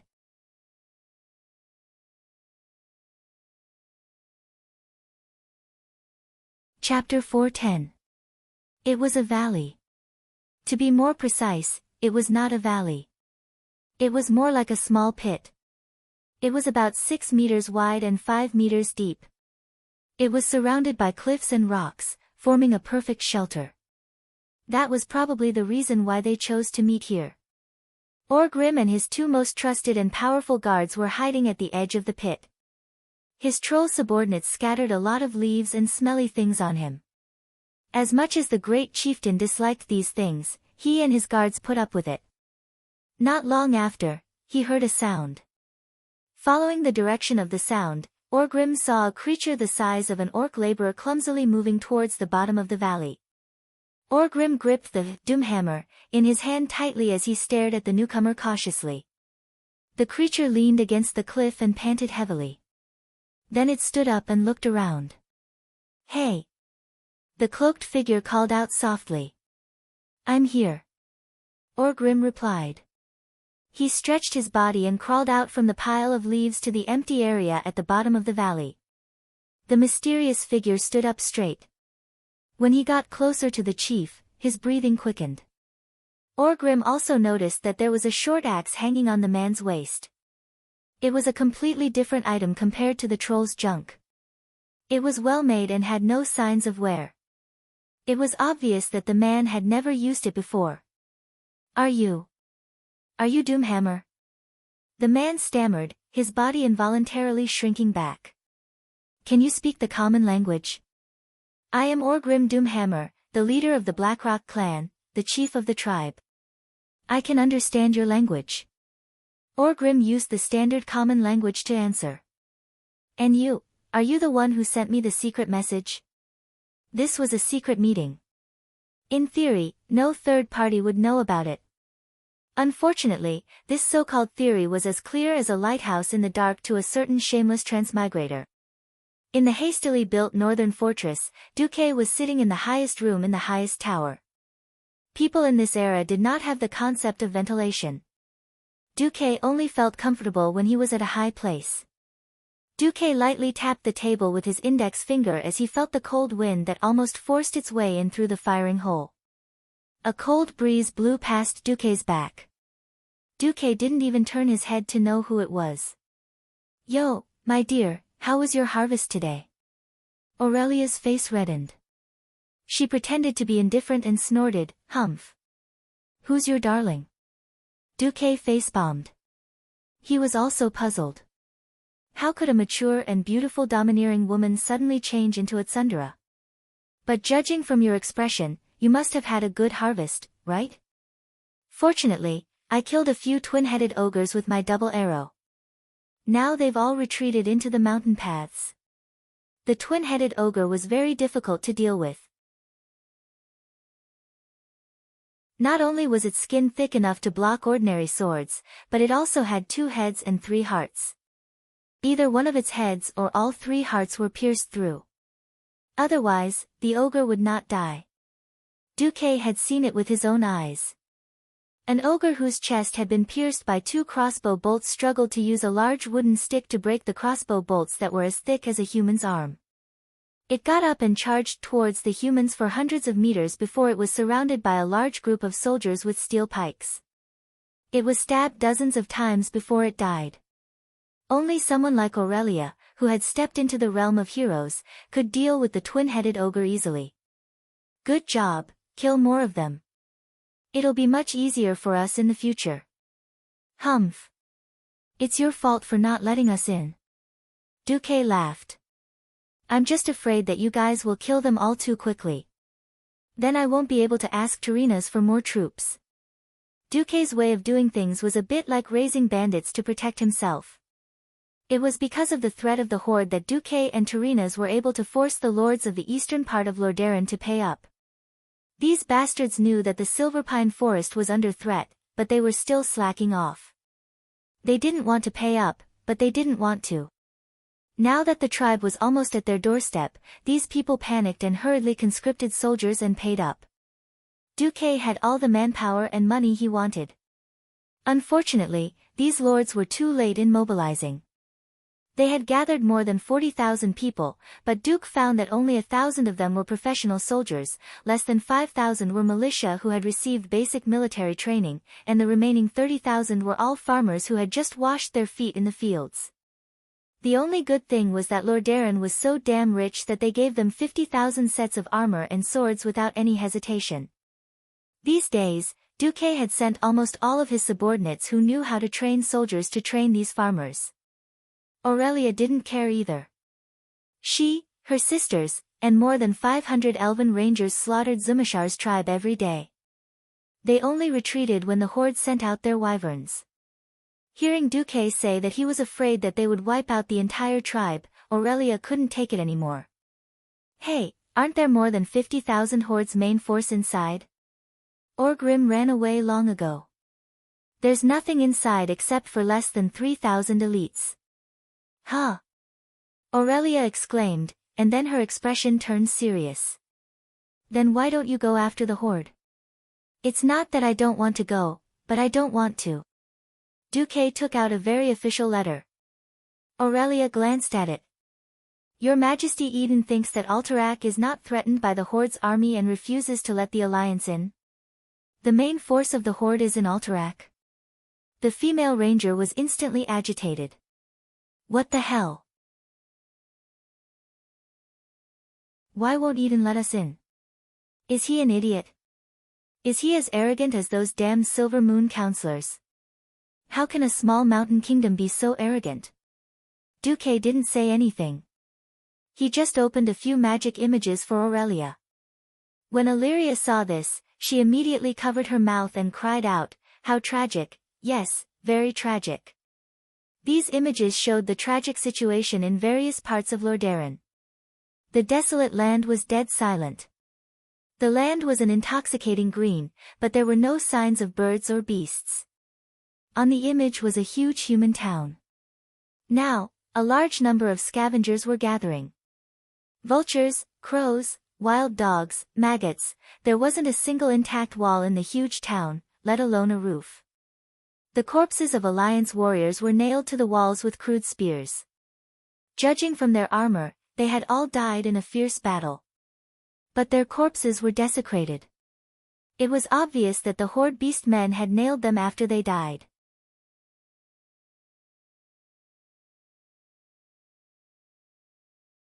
Chapter 411. In another scene, it was the once beautiful silverpine forest. All the trees had either been burned or chopped down to the last. Between the two huge camps, there was a dead, uninhabited area for more than 5 kilometers.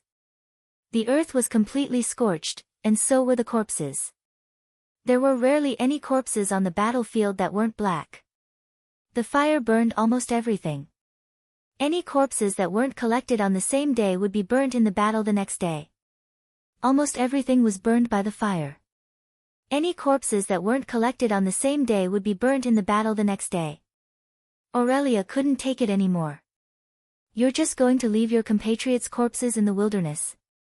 Many times, the tribes attacked the farmers who collected the corpses, and even the ogres ate the farmers alive.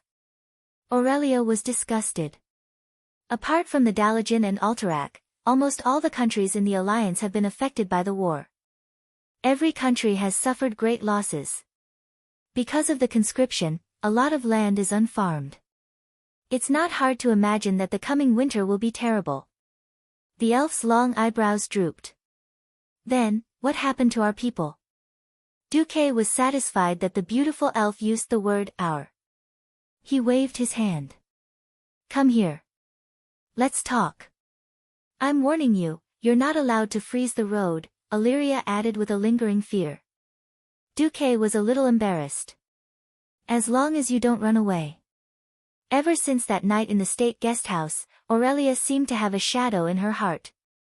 She refused to let Duque follow her, and whenever Duque made a move, she would run away quickly.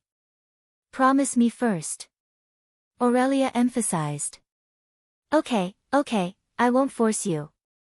Duque made a gesture of surrender. Only then did Aurelia sit down. Duque said in a low voice, actually, the situation in Stormwind is better than in most countries. Huh? Aurelia found it odd.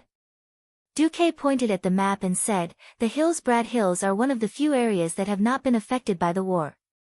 Even though we have more than 600,000 refugees here, after we turn all the grasslands into fertile fields, we can basically have 80% of us become self-sufficient. Aurelia was about to ask what to do with the remaining 20%, but she suddenly realized that Duque was pointing at the western wilderness of the old Stormwind territory. Here. Yes, this is the place. Duque smiled mysteriously. The beast men are a hunting race. They like to eat meat. On their planet, there are many huge and extremely large prey. Usually, one is enough to feed hundreds of people for a few days. Therefore, in their eyes, only lands with large amounts of wild prey were good territories. The western wilderness is too barren for them. When Duque said this, Aurelia couldn't help but burst into laughter. She had been to the western wilderness. Other than having more small monsters such as gnolls and wild wolves, the open plains were definitely the best place for humans to farm. The Horde prefers the elven forest, so when I asked my subordinate Edwin Van Cleef to build a base behind the enemy lines, he forbade everyone from going near the elven forest to farm. A large number of sentries and warning systems were set up 100 kilometers away from the forest. The area 200 kilometers away from the forest up to the sea is the planting area. Duque took out a report and said, "This is the list of summer grain harvests. It's a pretty good result, enough for 600,000 people to eat for a year." Aurelia's beautiful eyes sparkled. Farming under the eyes of the beast men, Duque had thought of it and even done it. In order to prevent the grain from spoiling due to moisture during shipping, I also invented a method to transport the grain in rubber bags after it is dried. This can reduce most of the wastage on the sea. Previously, every bag of wheat would spoil on the way. Now, only one bag spoils for every 10 bags. Sitting in front of Duque, Aurelia rested her elbows on her knees and cupped her face in her hands.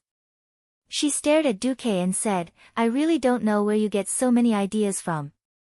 "Sigh, it's because you're so outstanding that I thought you were omnipotent." Ahem. Duque coughed dryly. "I'm not the god of creation." "Alright, in your expectations, can we kill all the Horde?" Duque spread his hands and admitted, "We can win, but we can't kill them all.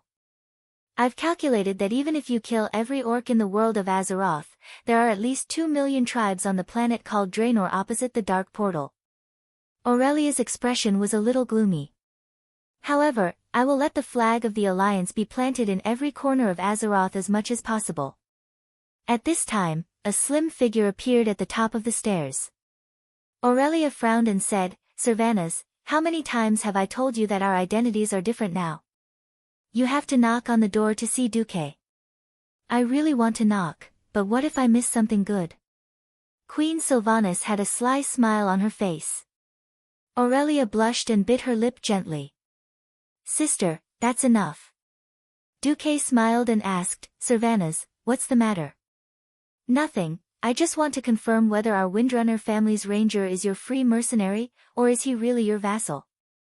"Sister, don't cause trouble for Duque." Aurelia was a little anxious. She thought that Duque was just helping her out that day. After all, in the human kingdom, there had never been a precedent of conferring a high elf as a hereditary noble. Queen Sylvanas shrugged and said, "We have more than 200 people joining. Many of them are just looking for hope. It's not like I want to ask. It's fine as long as I have a forest." "Oh, I see. Then I'll just give it to you all." Duque was prepared and took out a document. "Can one of you please call Sasha and Lilith over as well?" The Windrunner sisters were dumbfounded. This was a conferring document personally signed by King Lang Rin.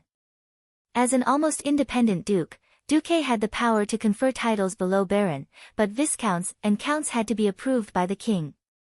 In this era, the nobles were the vassals of the king's vassals, not the king's vassals. Duque could have no more than 3 counts as his direct vassals, and Duque's vassals did not have to follow the king's orders. The Windrunner sisters did not expect Duque to move so quickly and actually get the document approved. Aurelia was the Countess of the East Elven Forest. Servanas was the Countess of the East Twilight Forest. Sasha's fief was the original Steel Lake, now Wind Lake, so she was the Countess of Wind Lake. Lilith's fief was the Blackwell Pumpkin Farm, so she was the Baroness of Blackwell. All hereditary titles.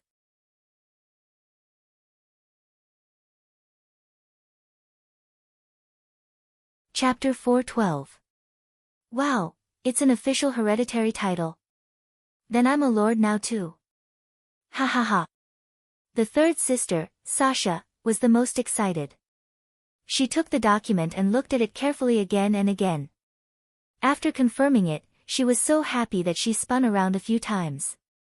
Lilith accepted it calmly and then bowed to Duque. Sylvanas put her hands on her hips and pouted. Duque, you're so bad. You always give us land that's still under the control of the orcs. I can't help it. The Horde's goal is to conquer the entire planet. If we don't defeat the Horde, no one in the Alliance will have a good time. The only thing I still have in my hands is Karazhan. How about I split it into a few layers for you? Duke looked helpless. Humph. I wouldn't want that creepy wizard tower even if you gave it to me. Sylvanas didn't have any bad intentions. She was just complaining. If you don't want your land, then give it back to me. Duque purposely provoked Queen Sylvanas. Sylvanas stuck out her tongue. I'm not doing it. If I really give it back to you, won't I have to work for you for nothing? No, I have to show off in front of my subordinates. With that, she ran away like the wind. Wait, I'll go too. Sasha didn't want to be left behind and ran away too. Lilith silently bowed to Duque again and then left the tower with small steps. Thus, only Aurelia and Duque were left. Aurelia suddenly realized something. Her expression changed. Duque, aren't you giving us most of your land? Duque laughed and pointed at the map. No, to be honest, I don't care about land at all. In fact, Lang doesn't mind me being a king either. But when the enemy is right in front of us, it's not a good thing to split up and establish a country. Aurelia nodded. The strength of the various countries had already been weakened badly enough. If they still established a country and divided the manpower and resources of the various countries, they would be the sinners of humanity and even the entire alliance. Actually, Duque was ridiculing in his heart. The Burning Legion's invasion is almost certain. Do you think I'll just casually establish a country and court death? However, it's impossible for my territory to be so small. Duque pointed at the bottom right corner of the southern continent map of the Eastern Kingdom, where the Horde's base camp, the Swamp of Sorrows, and the newly renamed Blasted Land were marked. If we can successfully drive the Horde back to their homeland, but we can't destroy the Dark Portal, then there will be a problem. Who will guard the Dark Portal? The two of them had an answer in their hearts. It was definitely the Alliance, and it was most likely someone from Stormwind. It's either me or Lothar who's guarding this place. With the strange magical properties of the Dark Portal, I'm the only one in command. In exchange, Lang will definitely allow me to link my territory together. Duque drew a big circle with his right index finger. On the original foundation, he added the Riedridge Mountain, the conquered Swamp of Sorrows, and the northern part of the Blasted Land. Although Duque's territory was larger than many of the territories of the kings in the Alliance, Aurelia could tell at a glance that this was a hard job. This meant that if the Horde were to make any trouble, the one to bear the brunt would be Duque. At this moment, Aurelia looked at Duque as if she was looking at a saint. Duque, you're so great, with great power comes great responsibility. For the happiness of our descendants, we can only take on more responsibilities. Duque deliberately used the moral integrity of a Mediv. At this moment, Duque was a saint. Duque was the savior. For a moment, Duque was almost moved by himself. But, wait. Our children and grandchildren. No wonder you're a hereditary count. You've never intended to give up your title and territory. Sweat. Sweat. Waterfall of sweat. Super sweat. This was why it was bad for a woman to be too smart. One of the reasons why Duque was so generous with his land was that he didn't want the fertile water to flow into other people's fields. Perhaps, if he had a child with Aurelia, wouldn't the future lord be surnamed Du? Now, it was seen through. No, I really didn't think that much. I'm just thinking of your people. Sometimes, an explanation was a cover-up was a lie, and a lie was a conspiracy. Great. Don't tell me you want to make a move on my sisters. Are you itching for a beating? You haven't even taken care of me, the great demon king, and you're thinking so much. Wait. Why did the topic change so much? I really don't have any thoughts about your sisters, I swear. Then, he didn't know what happened. In order to prove his innocence, Duque kissed her. Aurelia seemed to be a little angry at first, but under the passionate kiss, her eyes gradually blurred. Then, for some reason, it became the second round of the Brave versus the Demon King. The battle with Aurelia was a private matter, after all. Following that, Duke began to make his preparations in secret. If you didn't guess wrong, that major event in history happened recently. It was the 16th of July. On this day, the entire Lordaeron continent was still filled with the flames of war, but the king of Alterac, Eden Pirinold, suddenly called for an emergency meeting. All Alterac generals and nobles above the count rank had to attend. You summoned us, your majesty. The one who spoke was General Haas, the commander-in-chief of Alterac's army. He stood at the half-open door of the palace. A group of generals stood behind the muscular General Haas. Through the wide-open door, they saw all the upper-class nobles of Alterac, led by Duke Berev, who had the most prestigious position among them, gathered together. Haas frowned slightly. He saw that the nobles had the same doubts as them. What matter would require all the nobles and generals to be gathered? If it was to allocate military funds or recruit militia, there was no need to summon all the important people in the military and government. The generals and nobles had a bad feeling. Come in, my generals. Eden spoke loudly. Everyone could feel that the king was trying to calm his voice, but it seemed to be unsuccessful. I just received an authoritative report that the main force of the horde is indeed marching towards us. And the leader is their strongest chief, Orgrim Doomhammer. They've obviously chosen to cross the mountains to the north of Alterac to attack Lordaeron. This way, they'll be able to pass through the defensive line built by that brat Duque and approach Lordaeron from the southeast. Everyone immediately turned their attention to the huge map hanging on the side of the palace. It was so impressive that it covered the entire wall. Eden's voice sounded again. Now we have two choices. One is to face the invincible main force of 50,000 with less than 5,000 men, and the other is.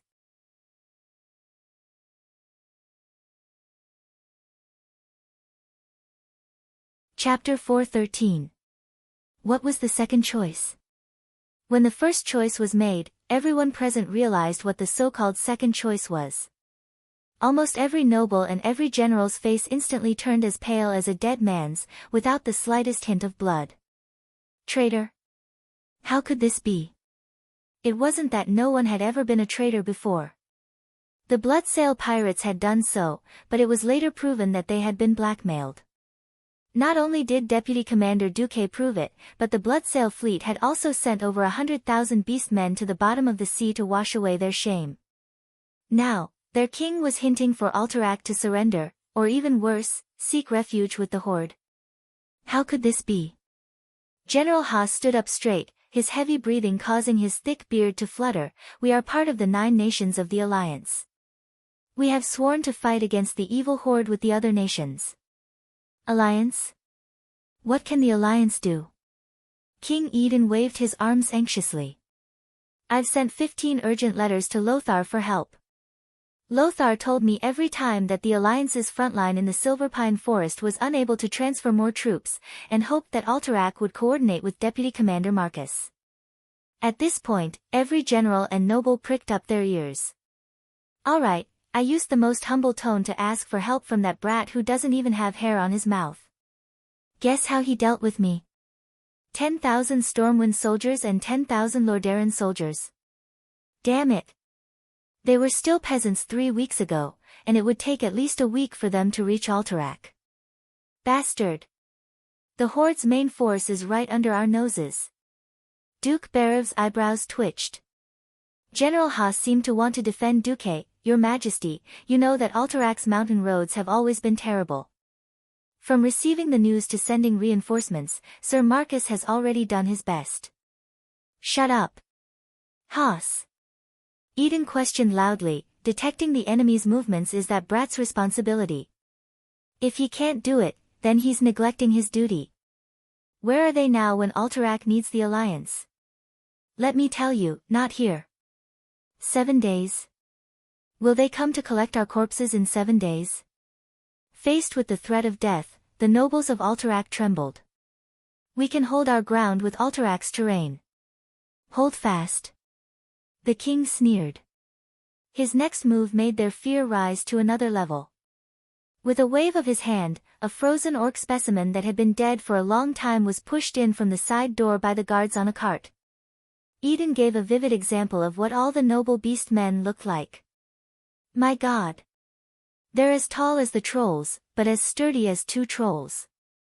Damn, look at his muscles, his sharp fangs, will he eat people?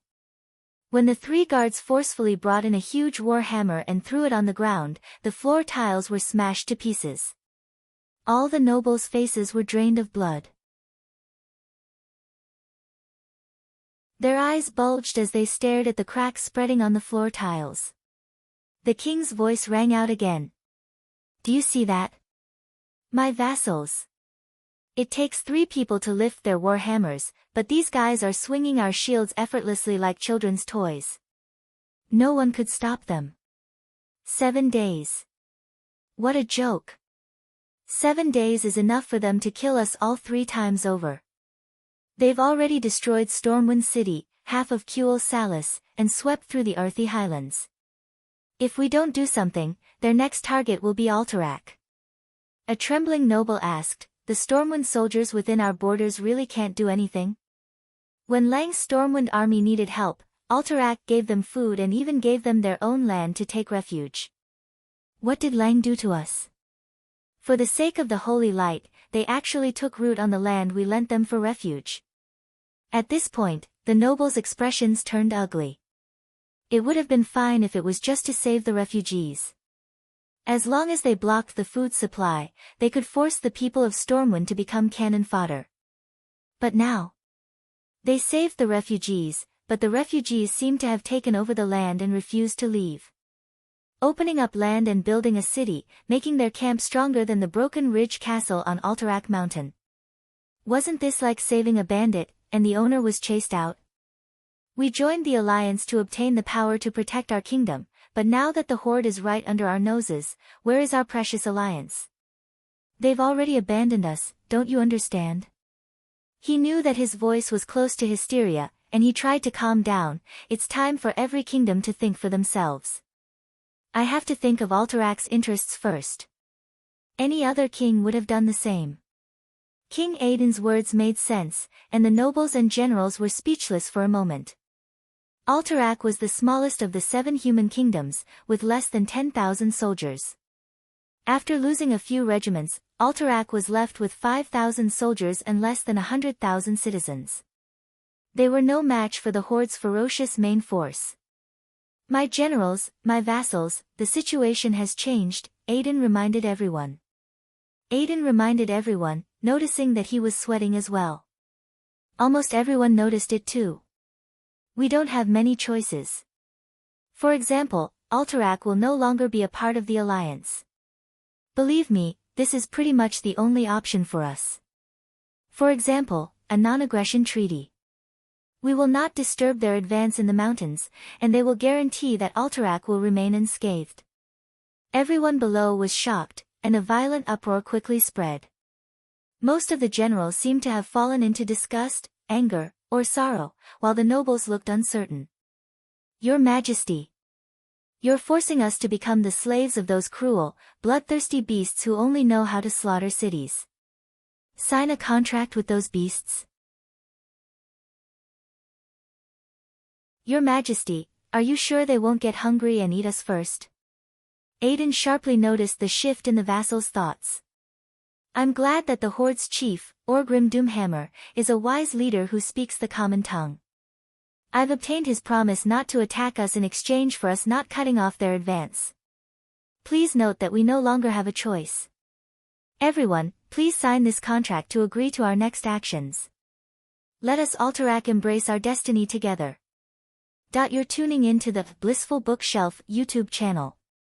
We're so grateful for your support, and don't forget to subscribe to join us on this incredible journey through captivating stories. Your generosity through donations truly makes a world of difference, as it's the primary source of revenue that allows me to expand and enhance this channel for you. Thank you from the bottom of my heart for being a part of this adventure.